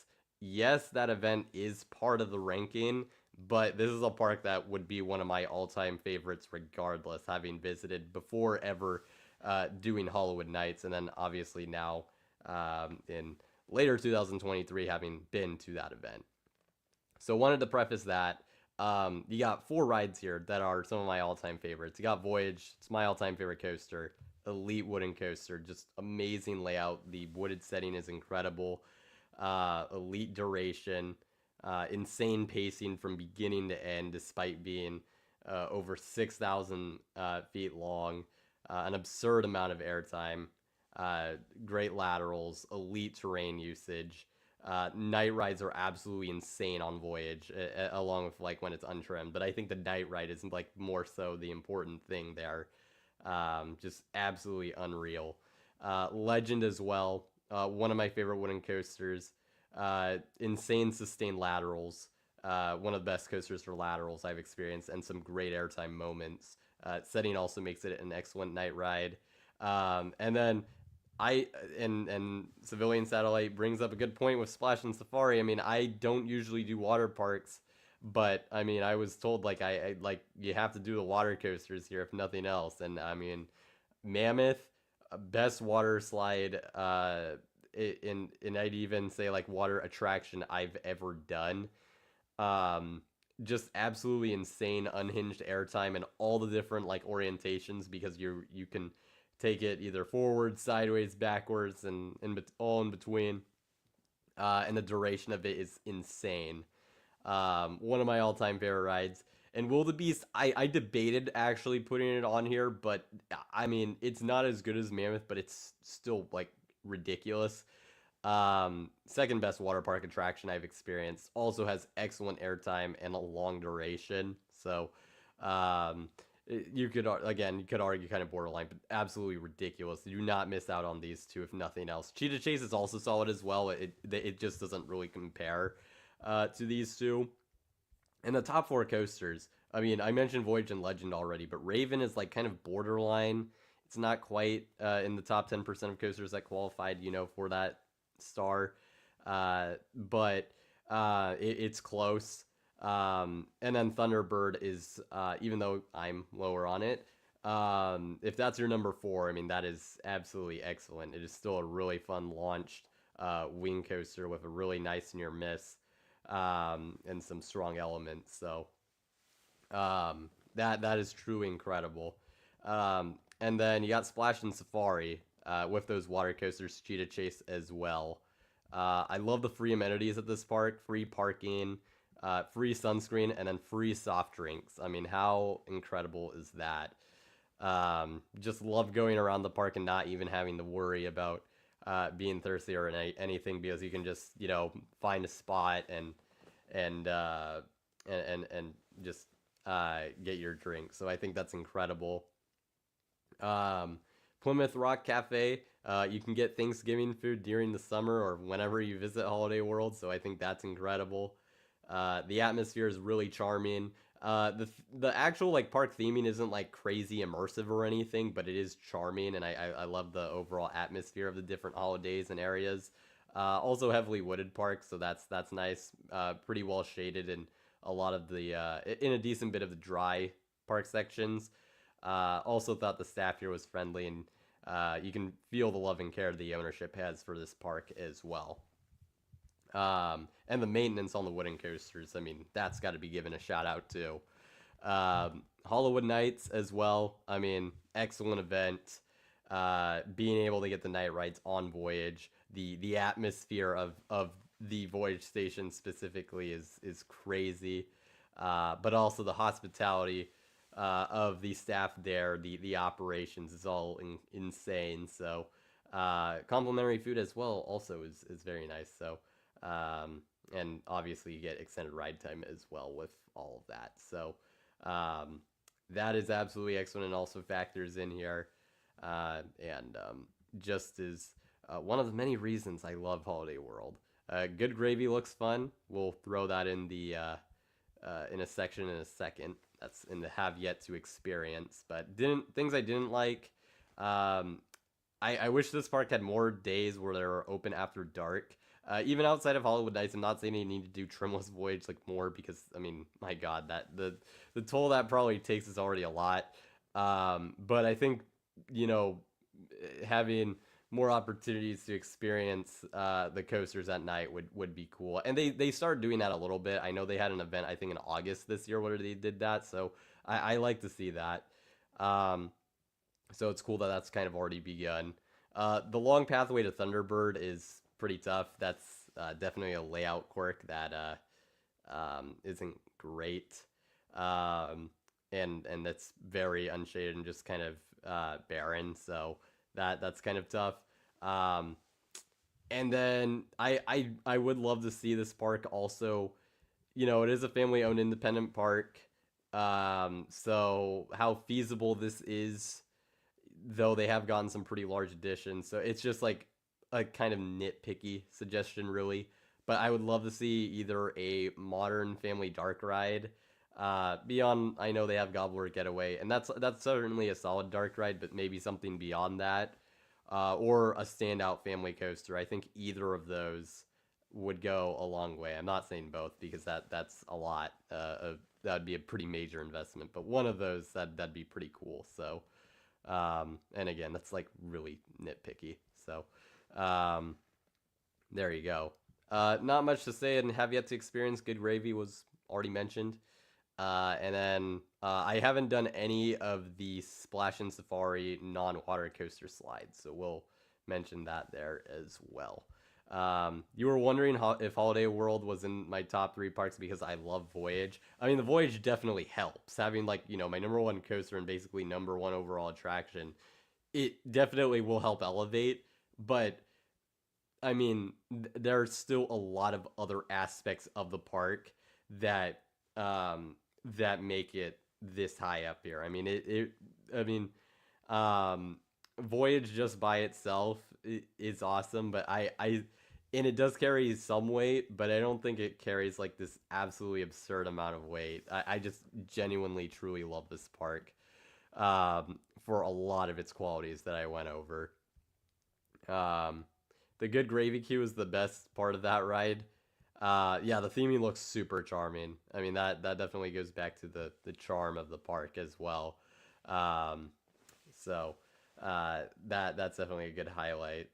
Um, yeah, that's the other thing. The being just west of the time zone line does impact those night rides for Holiday World. There's an understandable reason for why it's so tough. It's because of, yeah, it's in a unfortunate location as far as the time zone goes, as far as obtaining night rides. That is absolutely true. So, the cranberry sauce can lights up at night. I did not know that. That's pretty cool. All right, I guess. But and again, it's like, but who you're hardly ever gonna see it then. So, um, but yeah, that is cool. All right, next we'll move on to our number one park. If you've been watching the channel a while, this will come as no surprise. We got Disneyland at number one. Two of my all-time favorite dark rides, literally my top two dark rides currently, both at this park. I mean, that is absolutely insane. So, gotta start off with that. Indiana Jones Adventure, my favorite dark ride, uh, just is insane. It has chaotic movements, so it feels out of control. The sets are super grand scale. Incredible soundtrack and audio for this ride.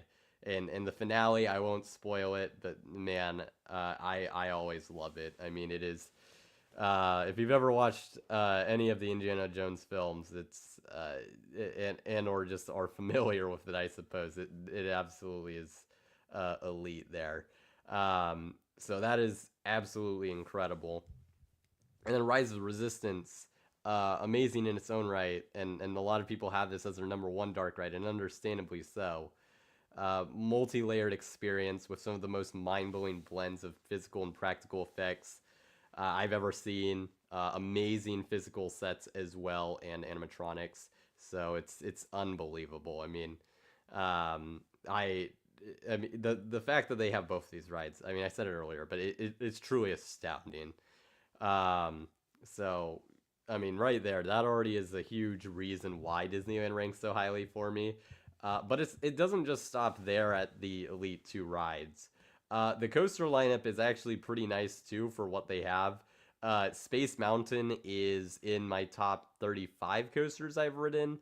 I'm a lot higher on it than other people are, but to me, the atmosphere of that ride and the sense of speed, even though you're not going that fast in actuality, is truly exceptional with the onboard soundtrack.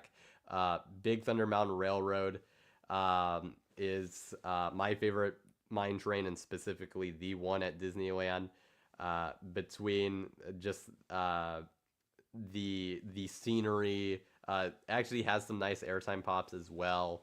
Um, but overall, just really well themed coaster. And then Matterhorn as well. Definitely a bit janky, but very charming. Has that unique seating setup and some pretty crazy one crazy drop on the Tomorrowland side that's really awesome, along with some nice laterals as well, and some nice theming there. But the depth of this park is also crazy. Um, I have not ridden the one here, but Mickey and Minnie's Runaway Railway, and I hear ours is even better than the Hollywood Studios version. I mean that's like borderline elite.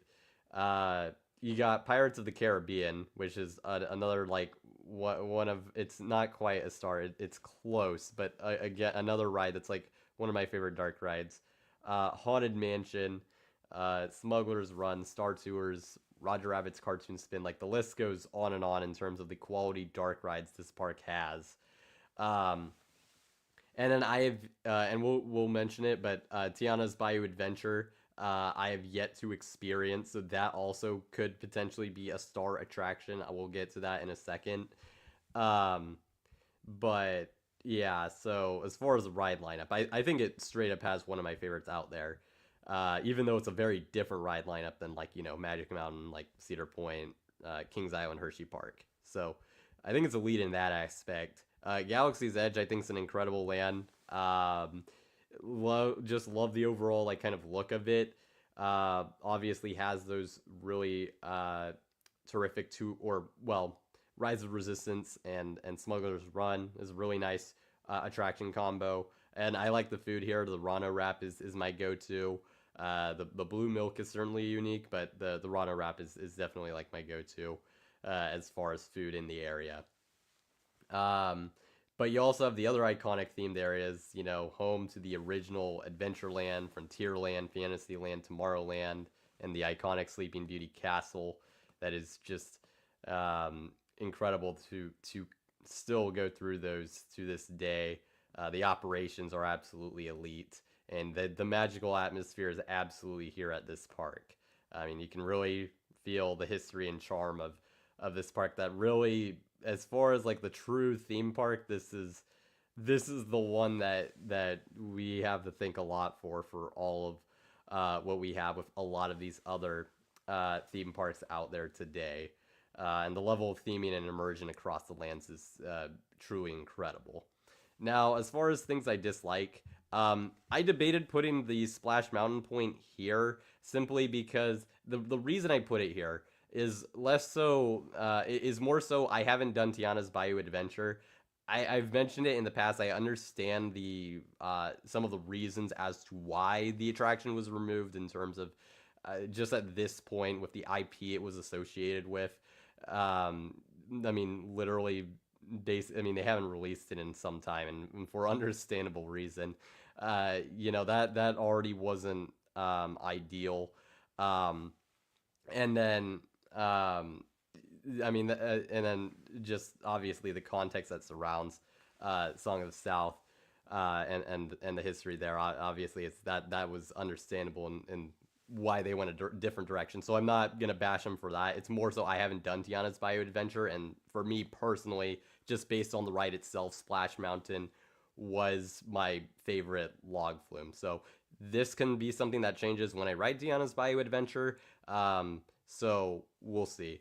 But that's a pretty major ride that for me is lost at this point. Also, I mean, to be fair, they pack in so many rides that I can excuse this, but the walkways can be very congested when it gets busy, which makes navigating the park tough. Which I feel like it's being again kind of nitpicky. In fact, you could really say both of these are. But there is certainly that. As far as have yet to experience, um, I mean Mickey and Minnie's Runaway Railway. I have not done the one at Disneyland, so that's why it's here. But technically, I've done it at Hollywood Studios. Tiana's Bayou Adventure. I have yet to do as well either of the versions, so very very intrigued to check it out. I know there's a lot of mixture of opinions out there, but excited to check it out for myself. Hopefully, I'm able to do this one first before the Magic Kingdom one because I've heard generally this is the better one. So hopefully, fingers crossed. Um, and then whenever they get the Disneyland Forward expansion, I mean, this park, I just went through its ride lineup. It's already like insane already. If you're telling me they can add even more onto it, I mean, wow. I don't even know what else to say. Long ways out from now, but still. I haven't done Tom Sawyer Island since I became an enthusiast, so revisiting that, checking that out, that definitely would be cool to do. And then Phantasmic, I have not seen in some time either, so that also would be something worth doing. I could have also mentioned that for Hollywood Studios, but figured it was more worth mentioning here. Um, so that is going to wrap up the ranking. Um, and as I go back here, wow, this room has went a while. Um, yeah, I think this will be. I will not make a list this long for future reference. So, um, create that is certainly something. I'll get to the comments in a second, but we'll head into our final questions and buy or sell. I will take questions up till 55. That being 11:55 Eastern, and then I think I will take any questions that have arrived up to that point, and then we'll head out because yeah, that was a lot longer than I was expecting. So, uh, there we go. Hope you enjoyed it, regardless. Um, and going to the comments here. Yeah, you think Disneyland would be your number one park if you went there? I mean, yeah, it's very worth it. Still blows your mind that India is 30 years old. It feels like something that would be fresh if it were built today. Yeah, it's absolutely mind blowing. Still several years and a few decades later. I absolutely agree with that. You've only been to Disneyland once for one day in 2019, right before Galaxy's Edge opened. Loved it. Were the number one park, and you could feel the magical atmosphere and Walt's impact. Yeah, I mean it is something else. Even I mean, yes, Magic Kingdom is also a castle park, but there's just something different to Disneyland specifically, since that is the one that that Walt like built and visited. So it is a very special atmosphere. Disneyland is still your favorite Disney park, even over the Japan parks. Never had a bad, okay, or even good day here. All the visits have been fantastic. Yeah, it is um, absolutely incredible. Considering I'm like a little over a 4 hour drive, basically, it's a park I wish I could go to more. Um, but I mean, yeah, like cost is factored and all that. So, um, but in a way, I'm actually it's probably good that I don't go like super often because I think that makes it so like every visit I have is special. And the last two I had were truly exceptional. So, um, yeah, there's good reason why it's number one. Yeah, it did. Again, I for future reference, I I think it was because I layered it differently because I had the strengths, the weaknesses, and the like or I guess explain it like a SWOT analysis.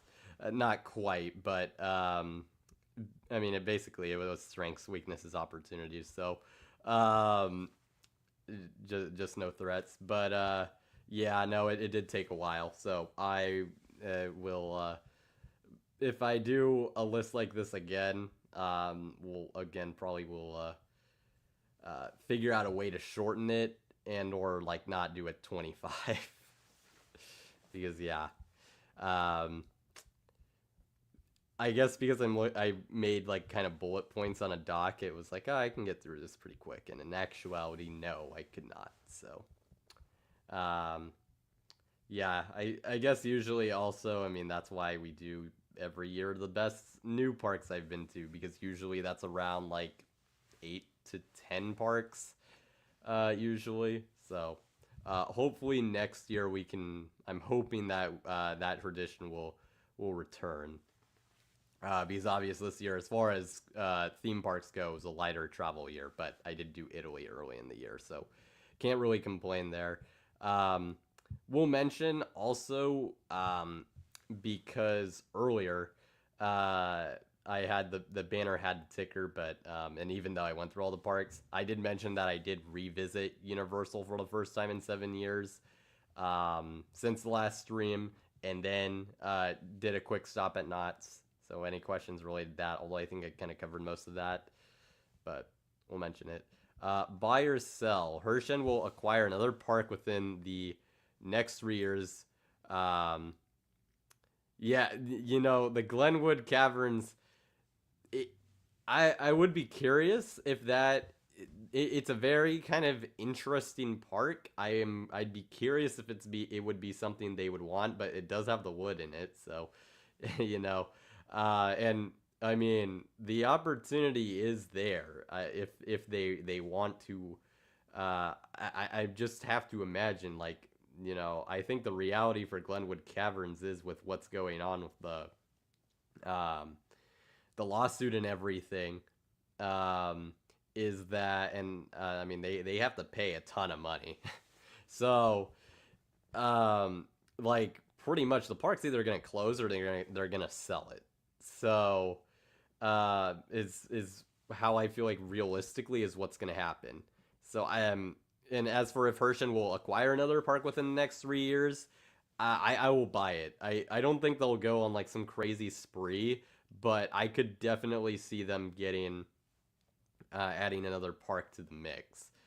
Glenwood Caverns is a good shout out. It is kind of a weird park just operationally from my understanding and just how it's set up, but I would I would be intrigued if they ended up acquiring it, and I think it's possible. Um, Buy or sell. Six Flags doesn't announce any coasters that haven't already been mentioned for 2027. I accidentally unclicked it. That's a well. Here's the thing. What do you consider? Because okay, the King Ka replacement is coming in 2027. We know that. The Thrill Glider is also a 2027 edition. We know that. It has heavily been teased that Fiesta Texas's 2000 or their 2027 project is going to be a coaster. Do we count that? But it hasn't officially been announced. Do we count that as part of that group that it's like, oh well, we're just expecting that that's it, and so like because otherwise, like you have those, you have the two that I just mentioned. So if we're including Fiesta Texas as like one that hasn't been announced, I will sell it. I also think there's a decent shot we end up getting like one other project besides those ones. Um, so I think I'll just sell it in general. Yeah, I think I will sell it because I mean if I think that's we'll get more than just the Thrill Glider and the King Ka replacement. Those obviously though will be massive additions or significant additions for sure. Um, let's see. Uh, yeah, I absolutely buy the Big Bear Mountain. I think that is I mean I think the enthusiast community has kind of set it as like kind of a standard. And I think it is going to be a ride that a lot of parks look at and are like, can we get something like that? So I absolutely buy that. I mean, that's absolutely why I think Hershey, which of course they are rumored to get one, um, why that is like, yeah, you want to see it for them because it would be such a tremendous fit. So, oh, the Six Flags Great America leak. Oh, okay, all right. All right. Let's see. I'm looking at the time. It is 55. I'll give it an extra minute for any extra questions to come in, but I'll answer anything that's coming up to this point. If anything comes in afterwards, I'll probably, um, that'll probably be it. But, let's see. The Great America leak. Right. Okay. So I know there was like the blueprints and what. I don't think it's real. I think it's BS. I don't believe it. So I will just leave it at that. If it ends up being like if the leaks are real, to be fair, I am not as caught up to if there's any new info related to the leaks that came out, but I'm under the impression that they're just not real, and that until I'm given a reason otherwise, I am not gonna pay that much attention to it. That could be a mistake, absolutely, but I don't know. It doesn't pass the vibe test for me. um, I will just say that. Um, if so, if it is, the whole like perimeter of the park Giga idea is fascinating. I will I will say that would be it would be cool. I'd definitely be intrigued, but even though it is like it would be on the shorter side for a Giga coaster, but that would be very fascinating if it ended up happening. Oh boy, any Falcons thoughts I want to share? I mean, I don't really think there's a whole lot. I mean, there is a lot that can be said about this season. There really is, and I think the last time I streamed was probably it was before the season started. So I mean, this year, I did not expect the Falcons to make the playoffs. I thought they were going to be like 8 and 9 and like barely miss out. I guess technically, um, we could go. I think what 7 and 10 is like our ceiling at this point. So, which chances of that happening are pretty are pretty low. I feel like, um, or no, we can still go 8 and 9. Just if we were to win out theoretically, and then my prediction would be right. But I mean, I think just how we got here is just, I mean, brutal. As far as the future outlook of this team is not great heading into next year. I'm of the opinion I'm hoping it's an entire new regime change. Um, I know there's I can like if you want to DM me on Instagram and have like more takes as far as the roster and the um potential coaching candidates. I have those, but I'm not going to go too deep into that. But yeah, I'll just say general expectation is new regime next year. Um, and I mean, not having the first round pick this upcoming draft is brutal. I will at least say at least James Pierce has looked really good for us. But I mean, that is obviously just horrible to have, especially because I mean, the Falcons are in an uncertain quarterback situation next year. Is the reality of where things are at. With Michael Penix having torn his ACL a few weeks ago, we'll see what his timeline looks like. He could be back like early season, but even still, it's third ACL tear, fifth season-ending injury since college. You can't really rely on him to stay healthy, which is really sad. Um, and I absolutely I hate it for him because it's just he's gone through so much in his early career, and for this to happen to him is just horrible. I would say just from like the human standpoint. But the reality is, like, he'll have an opportunity in all likelihood to prove himself next year.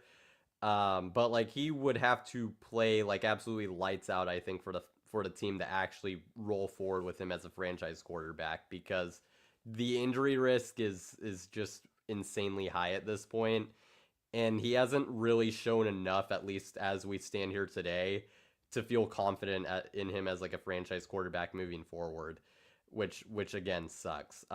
Kirk Cousins is not going to be on the team next year. He costs too much money.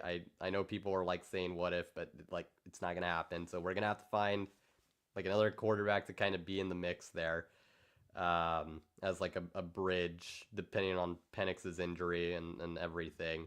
And my expectation, unfortunately, is probably the 2027 year, like going far ahead, is we're probably going to have to drop the quarterback that year. But a lot can change. That's just a general feel I feel like is what's going to happen based on what has played out.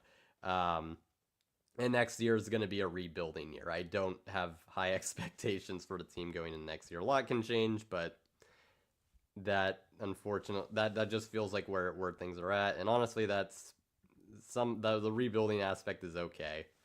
That I'm not upset with being in like the rebuild situation. It's just kind of how we got here, which is sad.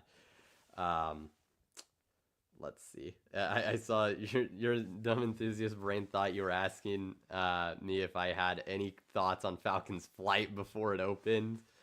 I mean, just to answer that real quick, we'll see. I'll just say that. I mean, that's gonna be crazy. I'll just I'll let that whole thing play out. It'll be fascinating to see the first reactions, see the reliability of it. I mean, that is going to be super super interesting. I really hope it successfully opens on opening day, just to get like and is relatively operational on that day, just to get some like a lot of thoughts on it, hopefully. So although I don't know who's going out there, so we need a POV of it though. Give us the POV. I don't care if it's on the day of or if it's leading up, like, but we need to have the POV when it opens.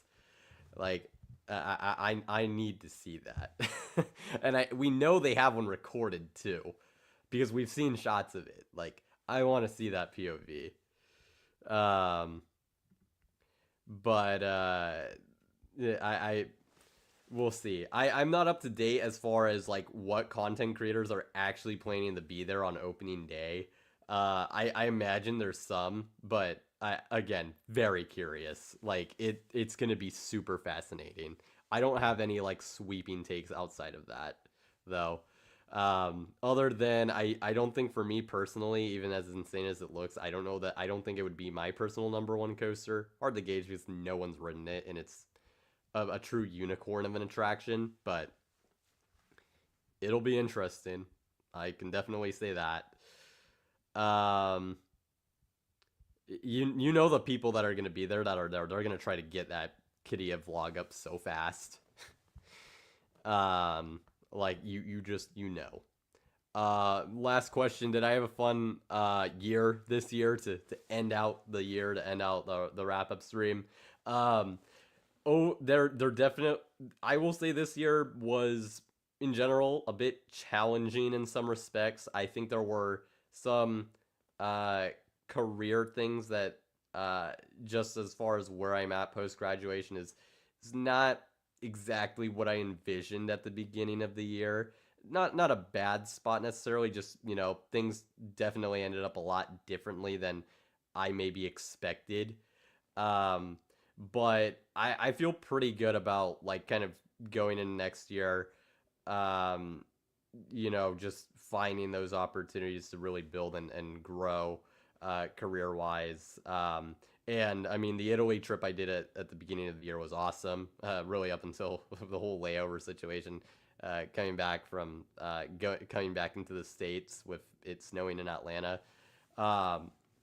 But that was incredible. I had some other fun trips here locally, and definitely some good memories made between the school and everything. So still certainly a good year. Again, certainly some challenges, but I think they have been and can be overcome. So I think that'll pretty much wrap it up as far as this stream. It is almost 4 hours, so absolutely insane.